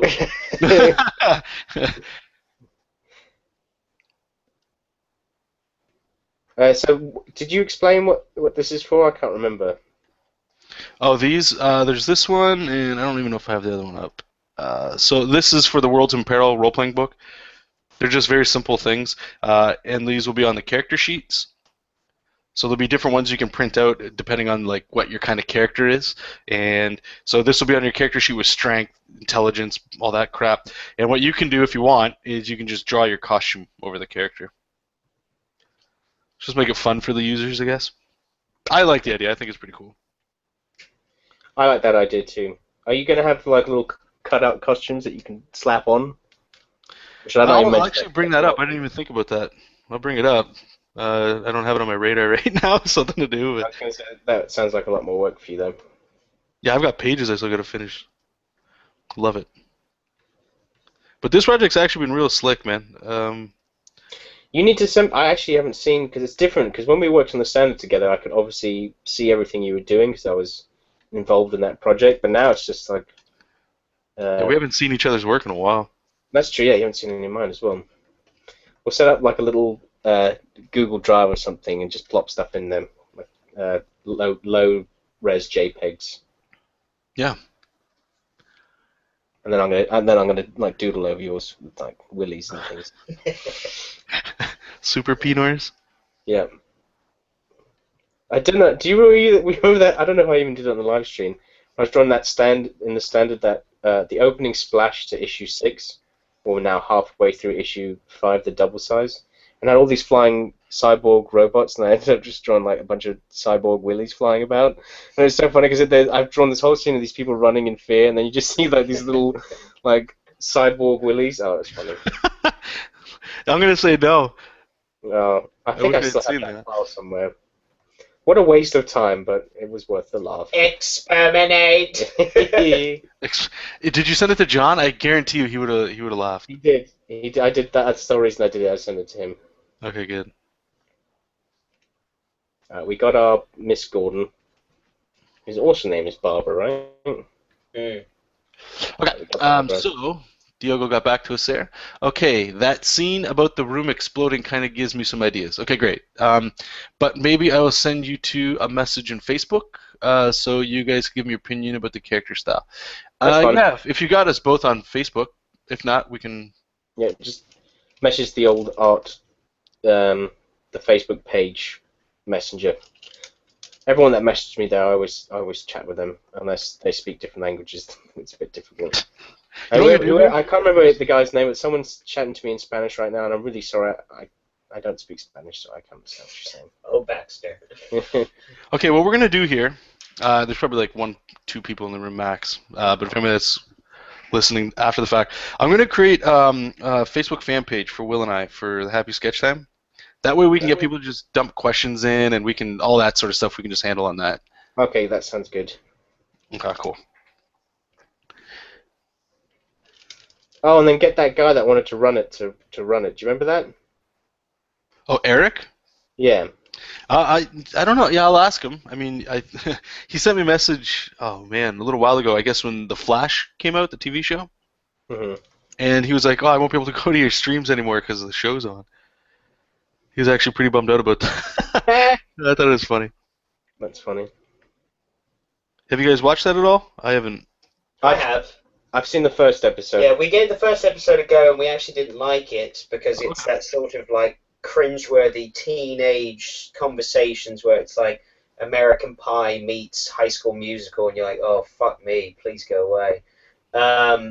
But I've actually looked past that because I watch Arrow as well, and I actually quite enjoy Arrow. It's still got those moments, but it's dark and it's got some great action that you're like, okay, I can forgive the crappy teenage dialogue. I can't. Yeah, I know you can't. But anyway, I gave Flash another chance, and I'm up to date, and I quite enjoy just seeing the Flash doing what he does best, which is saving people at super speed. Like there's a train crash, and what they do with it with Flash during that scene is really cool. I thought that was great. So it's sort of grown on me. Okay, I respect that. I haven't had I haven't even watched Arrow. I've heard people talk about that, Gotham, all that stuff. I haven't. You haven't watched Gotham? No, I'll be honest with you guys. I'm not a DC Gotham fan is myself. Yeah, Gotham's really good. Is it? Yeah. Yeah, well, yeah. Yeah, I really like it. Yeah, from a Batman fan, it's just like gold. Every week they give you things just sort of little pieces where you're like, oh, that's amazing, because then we know this is going to happen, and these characters are going to become this, and now they're shaking hands for the first time, like stupid things like that. You blow way Yeah, out of I got proportion. like choked up because I'm like, I don't cry about anything. I can't even remember the last time I cried, but I get choked up over like Raphael talking to the turtles at the end of the Teenage Mutant Ninja Turtles movie, Oh, when yeah. he's like, "I love you guys, and I'm sorry, and I don't think I only do it because I don't think I can even stand next to you." And that stuff gets me emotional. But if someone's like, "Your relative died," I'd be like, "Oh man." Hey, who? Yeah. Who died? I think I cry over. The only two things I cry over is if when animals die Yes. and when Batman has a tragedy. I'm like, that's terrible. That's it. That's it. That's the only things I cry about. Like when they do Bruce Wayne's parents dying in Gotham, and it's not so much when it actually happens because we've all seen that a million times. Although he lets out this blood-curdling scream, Oh, which you yeah. think is like, wow, that's true, because That's the usually last thing that like. he's Bruce usually in Wayne ever shock. says. But to have him react like that is sort of more true to, I think, that scene where he's just so hateful and upset that he doesn't know how to react, so he just screams. But Yeah, the because best part like, about all the the times best you part always about see that Batman, whenever you see him with his like family, isn't it just like he's like just crying or like staring at Oh them? no, he's no, he I don't want to spoil it for anybody, but No, I'm saying like when you after his normally parents, would have seen it. yeah, after his parents die, like he's already Batman. And he's like a 12-year-old. It's so cool. it's pretty incredible. Yeah, he makes that decision right then and there in that alleyway because he has to. What they do in the show is after his parents die, they sort of continue that scene a bit where he waits at the crime scene and the police show up. So realistically, if you think about that time period, which they've never explored, when Bruce Wayne's parents die, he's actually there with his dead parents for probably quite some time until the police, who are really busy in Gotham City, arrive at the crime scene. So think about sitting there and looking at your dead parents for God knows how long. So he's already Batman, I think, because of that situation where he was just thrown into it and had time to dwell on it and be like, well, this is never going to happen to anyone else again, and I'm going to make sure of it. Hmm. This is the writer of the book, everybody. That's why we're making a Batman book. We love Batman. Yeah, we really do. And it's a great scene, and certainly wouldn't spoil anything for anybody, but when the police arrive, the dialogue in that scene is just, you're already like, holy shit, this is huge. His parents are lying dead right there, and he's talking to Gordon, and then another character shows up that's huge, and that brings a tear to your eye when that happens. It's a good show. If you're a Batman fan and you go, I don't like it, I don't understand why. You know what the weirdest thing as well is, John, is that the most interesting character on that show is the Penguin, because it's like watching Goodfellas or something, like this nobody coming to, like, rising up in the world of the mob. Like, I never thought ever the Penguin would be the most interesting character on anything, but he is. Oh, so they're showing. Oh, I get it. Okay, so the Penguin, obviously, he doesn't look like the Penguin. Well, yeah, well, it depends on A what very younger version of the Penguin, Yeah. where he's like probably early 20s. But he's still deformed, right? Like, isn't that something he was No, that's born just the films. That has nothing to do with the comics. Come on, John. Yeah, come on, fucking. This is what I'm telling he you still guys. looks like Danny DeVito, right? Like, I'm not a DC fan, so that's why Yeah, I know. a lot of this is kind of. The movies and like a few comics from time to time is like all I know. That's why. Yeah, Penguin was never deformed. Just as a heads up, that's all from the films. So why Yeah, does he that's- look like that? Is something happened to him, or is it? Well, he's just a very small In the person comics, with he's just a small fat guy. yeah, with a long nose. It's only really after that film that they made him weird. A circus freak, Yeah. Tim Burton's like fucking Afterbirth. Okay, because like I saw, where is it? iFanboy or something somewhere along there, and they had like new releases and stuff, and they were showing the Penguin in like the Batman current comics and stuff. And he's got like the fangs sort of thing in the teeth. So that's why Yeah. I'm kind of wondering, like, there's something about him that, like, yeah, don't get me wrong, nobody has Joker teeth, right? I get that. Tim Sale did that. Tim Sale did do that. Yeah. I think it really is, to be honest, spawned all from that film. But they never like went into. I think he's just like a bit of a weirdo. It's not like he's actually like Well, a Tim part Sale- animal. Tim Sale drew that before Batman Returns came out. No, he didn't. No, he didn't. Long Halloween came out in like 93, 94. That's after it. that's Go around, get the book right that's now. around the same time, I think. Because Well, then yeah, it's Returns still came out after in it. 92 or 93. Sorry, little fanboy audience. Yeah. No, dude, because listen, Yeah, but either It's way, behind that workboard up there. the original Penguin was just this aristocratic, very upper class man that was quite repugnant to look at, but had every sort of element of a gentleman. And if he looked like Bruce Wayne, then he would be treated like Bruce Wayne. But since he is this ugly little creature, that's why he becomes a totally different Nick, all you have to do character. is look in the front of the book and it shows original print dates. I'm trying to talk about the Penguin. You shut the fuck up. Oh. You're never allowed back on this show. Too much swearing. Jesus, children watching. Sorry. I'm sorry. Originally published in 1996. Bam! That's way after the film came out. Oh shit! Yeah, that's right. Idiots. Bam! So bam, right back at you. Peanut butter and jam. Yeah, so it's, again, influenced by that. By Tim Burton, which is sad. Yeah, so stick that in your So that came golden out. cigarette. That came out around the same time as Batman Forever. Oh god. Well, That's totally let's end the different Batman style. conversation there. Yeah. Anyway, do we have any more questions? We've really gone off topic of how to draw comics. No, not really. Oh my god, look at that beast. I know. Ugh. Gotham is amazing. I just think that some of the characters could be better, like the Penguin, a tall man. I just watched the show, you little bastard. My brother's making me swear now. It's that looks like a fat-headed version of the character in the Standard. What's her name? Well, that reminds me of like a Frank Miller character from like 300. Like that sort of Persian bald woman, but she's got massive old muscles. Is The anybody hormones, going to man. choose that as a character? I really hope not. I would. I would. Do you know the story elements based? Look at this. Oh, Oh, yeah. baby. I have to provide What options. are That's those my extra job. lines like on top of her tits? Those extra sag lines? Oh, these? Those Yeah. boys? Those are the muscles, right? Oh, that definitely is the muscles. Oh, I love it. That's Discrimination, terrific. man. Oh, that's awesome.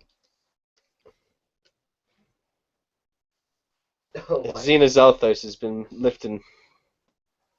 Revenge. Lex Luthor meets the Hulk meets Wonder Woman. It's just a big mess. You ready for it, guys? Watch this. Oh no. Oh no, what are you drawing?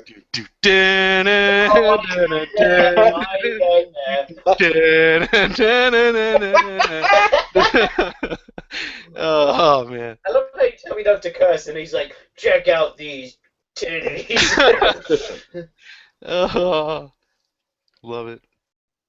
Is there a fat character in this game? No, not really. Most likely it'll probably just be picked with like this But someone you character. can relate Yeah, to. exactly. Okay. Let's make her beautiful. Give her like one baby curly hair at the top. Oh no, it's for people to draw. Like, I mean, to choose their character body type over. Oh right, okay. Look at those Elphias. So, wait, so have you told people that you're drawing in the old Freddie Williams method with this? Have I told people? Mm-hmm. You mean like? On the stream. No, not you. No, not really. No, like this is just something. I forget what the hell was I doing when I saw this. Oh, okay. Yesterday, I went through all of my YouTube videos and cataloged them in some sort of rough organizational thing on my site. Mm-hmm. So you can go on there and be like, oh, anatomy. So what have I done on anatomy? You can just click, right? So it's easy to find stuff. As I was going, I found some videos that I forgot that I had done. And one of them was like I used to always take print screens of like right now I would take a print screen and just share it on Facebook just to, show people what's going on because some people dig it. And there's like a 20-minute video that I uploaded of it's all the images that I ever took in like a quick slideshow. And I was going through and like most of it, right? Like because yours was somewhat similar. Like our first jump into digital for the most part was the Freddie Williams stuff. Yeah. And I'm just looking in the pages like the standard and stuff, and like it's just very clean. Yeah. And it's kind of like I remember doing that, and it seemed simpler. which is, I don't know, maybe because there's like, right now if you're working like when you ink and stuff, you're probably grabbing like a nib pen of some sort or Yeah, a brush. I use the Inca Dash Nib Stiff by Frendon. Okay. So when you're using that, like, there's a point where you're aware that your lines are going to go light to dark, right? Yeah. So when you do this, it doesn't exist. It's just like if I grab microns, I'm just drawing with a marker, and then Yeah. you go over it, and it's like, okay, so now I'm actually thinking, where is the light coming from? Is it coming from the top? And that means all the lines that are away from it, like these lines down here, like under her nose, that needs to be dark. Under her, oh Jesus, come on. Under her lip here would be dark, and under here, right? And I can worry about that later as opposed to while I'm drawing. I don't know. It just felt like something where I'm like, I want to just try it again, see if there was anything there, since it's been so long since we've done it. So that's why, like, the stage I'm doing right now, which is just roughing out the pencils, I feel like that is the micron stage for me, and then once I get to inking, it's all the line weight stuff. That's why I feel like it's a bit of a waste of time for me, but Okay, no, yeah. you're better at that, so I just keep doing what you're doing. I tell you what, the best I thought ever that your arts looked is in issue 5 of the Standard, when you started doing just different stuff. Do you remember when you're just like, oh, I'm just trying something different, which was more, I guess, Jim Lee-like lines you were talking about? Do you have like a page that you're thinking of off the top of your head, or? It was the page where he's in bed and the skunk comes in. Do you have that on your computer? Oh, yeah. Let's see if we can grab it. What was it? Issue 5? Issue 5, yeah. That's when I was like, holy cannoli, this has gone to the next level. And then I lost my way. Yeah. Oh, I've done the same thing. I just tried recently at the end of Meta Rising to draw like Art Adams, and I was like, this is so much work. I'm just dumb. Do you find that since we've gone digital, the range of styles that you can draw in, it's like you're always changing? It's like, whereas if you're sitting at the desk right now, just drawing with a pencil, like, it's probably the same. Yeah. Okay, so issue 5, let's see if we get a bed shot.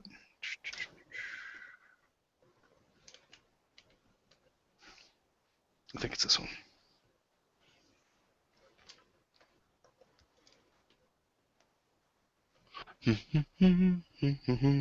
This one? Yeah, boy. Like, zoom in on the first panel on his face. Oh, baby. Oh yeah, that's dope. Those lines are so slick. Yeah, that's very Jim Lee lines, but it's not Jim Lee, but it has his lines. That's nice. That to me, for you, in my personal taste, is my favorite style of yours, inking style. Yeah? Yeah. And you know what the shame is?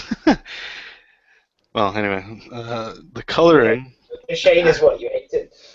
No, I don't hate it. It's when the coloring gets on here, not the caliber. Oh, don't worry about the bloody coloring. No, but I have to because the production pipeline, right, is people don't see this. Yeah. That's why I don't want to say upset, but when I'm saying like that your art quality of like 80% is fine, because once the colors get over that, all of this right here, guys, like this sexy stuff right here, like it's gone. See you later. It is gone. You do not see any of it. Funny that you say that. I was in a comic book shop yesterday, and there was these 2 Judge Dredd covers. One was just the inks, and the other was colored in. And the inks looked incredible. Like you saw all this extra detail, and the color version, like after printed, like the whole gun was just looked like fill black. Yeah. I have a recommendation for you guys, and I'm sure you probably thought about it. Maybe this has already been explored. But when they're going to print these books like the Standard, why don't you ask, hey, can you do me a favor? Maybe you can even chip a little bit of money. Can you print out like 5 issues of just inks? And Why would you do that? Because then the creator gets to see what it looks like in inks. And if you're talking about, look how sexy that is, which it is, and I'm sure the coloring does not show that, which we've just talked about, as much as the inks. Why wouldn't you want to show the creator or the person that's behind the book, hey, just so you know, can you throw in a couple of inked issues only, some black and white issues? Well, no, because we have the files in our computer. Yeah, okay, so you can send it to them and, hey, can you print this and put it in there as an extra 5 issues?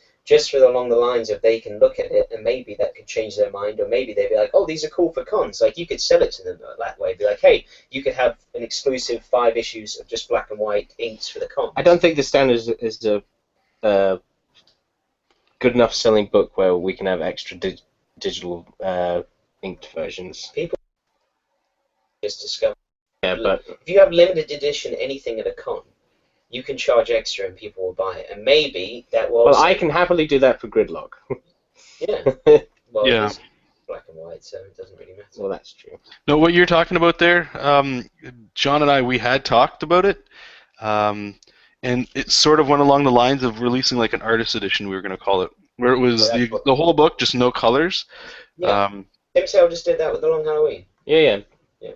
Yep, and I think the people that buy that, like people that would want to buy the standard that's just inked by Will and I, are probably artists or hyper fans of our stuff. Right? Yeah, I do agree with what my brother's saying, because I just bought the Greg Capullo all pencils of Batman, and I own all the pencils of Hush by Jim Lee and all that stuff. But that's a niche market inside of a niche market.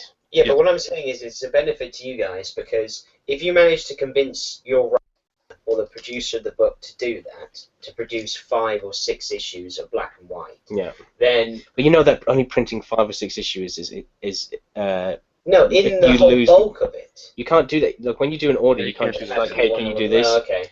Well, if you could figure out a way to do it, because the way you sell it to your writer or producer of the book is you go, look, this would be great because you could have a limited edition at the con and you could charge this one more because it's black and white, and people will be like, oh, it's just like having a alternate cover. Do you know what I would do? I would do an artist edition, but the cover would be a sketch cover. Yeah, exactly. So then have the whole edition be black and white. Yeah, that'd be dope. But then what's great for you guys is then you can take home a copy for yourselves and have that in your portfolio. So you like the inks and my art look, and then they're not going to be so distracted by the shitty colours when you're going to show. Yeah, but now you're getting silly, because you don't bring a comic book and bring that to an editor. You never do that.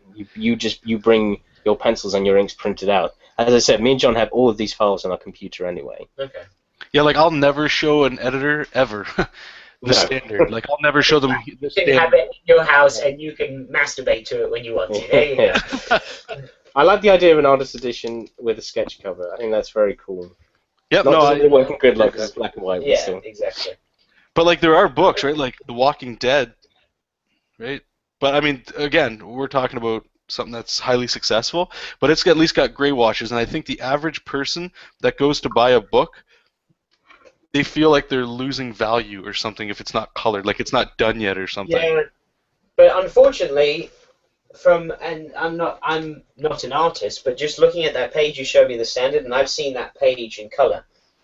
That page looks a million times better and more quality, and something that I would want to read, because sometimes, color or not, if the quality is beautiful, I don't care if it's colored or not, because it's all about the story anyway, but if the images are richer in texture and the color seems to wash that out, then that's a shame, because I would read the standard more in black and white looking at that page if the whole book was like that over the colors, because I'm not going to bash it, but we all know the colors are splendid. And the one thing just to keep in mind though, is that we're not, well, we are, it's a superhero book, so by default you're competing with Marvel and DC. So if I'm trying to pitch a superhero book to the average person that's at a comic convention that I might get 10 seconds to talk with, usually and this is just an assumption, but if I go, here, check out my book, it's a standard, it's black and white, they're done. Whereas when they see like a really slick colored cover, they're like, okay, and they open it and it's colored cover but black and white on the inside. I guess one of the projects I'm doing right now is that I'm working on this book called The Ministry of Normal for a company called Dead Canary Comics, and I'm doing everything on the book, lettering and gray tones and stuff. So it's going to be a black and white book on the inside, but the cover is going to be in color. But that's like the staple of their company. They just make like black and white books. But that's okay, right? Like manga does the exact same. So it's not. Yeah. There you go. You're Mr. Manga. Why don't you use your new style for Dead Canary? You get it done quicker. I sort of am. Yeah, I would definitely do. I'm not doing the same. I'm not doing like the full like blue noir that I'm doing for this. But I'm doing something very similar sort of to grayscale. Yeah. Yeah. Oh, and you get it done quicker. I'm way ahead of you, buddy. Okay, so we got now I'm on the same page. All right, so I'm just gonna just punch through some of these here. Oh my Sorry, Patty, you had a question you must ask a while ago, but I didn't get to it. Okay, so Diago was just saying he does watch Gotham, and he does love it, but Penguin in a tall man idea just seems weird. That was just what he was trying to say. Well, don't listen to John when it comes to Batman. He's annoying. I didn't have any comments. I was just Yeah, questioning. shut up, Marvel. Shut up, whatever. I'm like Reed. sitting here flipping a coin like Two-Face. Lucas was saying, basically going back on what you guys were saying about black and white, like that's considered offset printing when you like spice it up. And it's going to be expensive once they get the printers going for that. So most likely, like what you're talking about there, we would just be doing print on demand for those few books there. Thank you, Lucas. The force is strong with you. All right, so we've got. Let me just. God, so much I'm not cleaning up. Okay, that one's done. So okay, so Patty's question. Somebody kind of had an answer, so we'll just see if it overlaps. Patty was asking, so here it is. I have a problem with Manga Studio 5EX. Maybe you guys can help me out. Every time I draw a straight line using the Shift key, the line appears a lot wider than the set width of the brush. Do you know what this could be? Lucas said, Patty, the set width of the brush is the maximum size it'll be in the full pressure of the stylus. The line tool uses the maximum size to draw the line. So let me just go over because there's a lot of information there. Yeah, I didn't know what was that. Every time I draw a straight line using the Shift key, okay, the line appears a lot wider than the set width of the brush. Okay, I'm not quite sure what's going on. If we were sitting next to each other, this would be solved like that. Just real quick. That's what I've been doing with this outline mode. So if you see I'm drawing just with the straight, dead, gross line, if I hold Shift, I don't know if you guys can kind of see it. When I click somewhere and then hold Shift, you can see how thick that line is. That's the maximum width of it. So I just keep clicking around, it'll do that. Okay. To set it, I think it's just the size of your actual brush. So I'm just making it really big right now. So that's the maximum width. Hold Shift that. Now if you're using maybe this might be what you're talking about. If you're using like a pressure sensitive brush like this, you're using this sort of line, when you hold Shift on that, it's still going to be thick. You can't get it thin to thick with this. It's always going to be the maximum size of the brush. Hopefully that helped you out. Should we wrap it up after all the questions are done? Sure. I don't know how long we've been going for. I feel like it's ages. We've been going for 2 hours? wait, we started at 9, 10, 11. Yeah, so 2 hours. No, did we start at 9? That doesn't sound right. Did we start I don't know. I live in England, so if I start at 9, then it's been 5 hours. No, it's been like 7 hours. Let me just check real quick. We got one other question here. We started at... Yeah, so we've been going for 2 hours. Okay, so Scott's saying, the Freddie Williams style you're using does look cleaner, but it loses some character compared to just inking with a pressure-sensitive brush from the start. You don't get those happy accidents, but style is subjective and always subject to opinion. Yes, just to, I guess, defend it one more time, this isn't where it would stop. The next stage after this would be grabbing like this pressure-sensitive thing and going in here and, whoops, let me just, going over these lines, and rendering, adding the pop, the sizzle. But for what I'm using this for, it's fine for what this specific thing is. But I agree with you. That is the one thing that I never did like, and I believe Will and I, we were both doing the same thing. We were trying to figure out a way to make it feel more like it was drawn with a pressure-sensitive brush the entire time. But I think the answer to that was just confidence with what we were doing. We just had to learn how to use digital a lot better. That's all. And with that, I guess we could wrap it up. Oakley dokley. Okay, so yeah, we don't have anything yet. It would just be a storm. It's coming. Can you not play it? Let me see. Ended on a song. What is this? Control Room. End on the song. YouTube, Control Room, Cameraman. Yep, sure.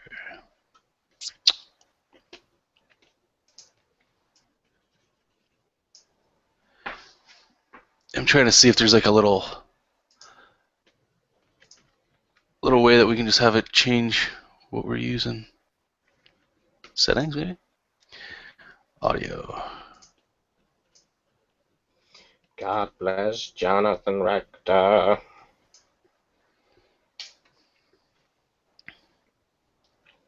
Okay, well, I'll look into it in the next time. I'm not going to keep this going while I try to find a way to play audio from my computer. Okay. So, anyway, thanks to everybody that stopped by. Really appreciate it. All the questions. Hopefully, you guys had a good time. I always enjoy Will's company myself. And the third wheel we had today was awesome. Third wheel. Anyway. My life.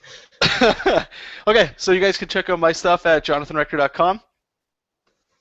And you can check my stuff out at facebook.com/RobsonInc or at RobsonInc on Twitter. And do you have any stuff you want to plug? No, just follow Will for all appropriate stories and stuff that we're doing together. It's the Batman's Demons Facebook page. There's a Batman Demons Facebook page, and it's also at Batman Demons on Twitter. Yeah. There we go.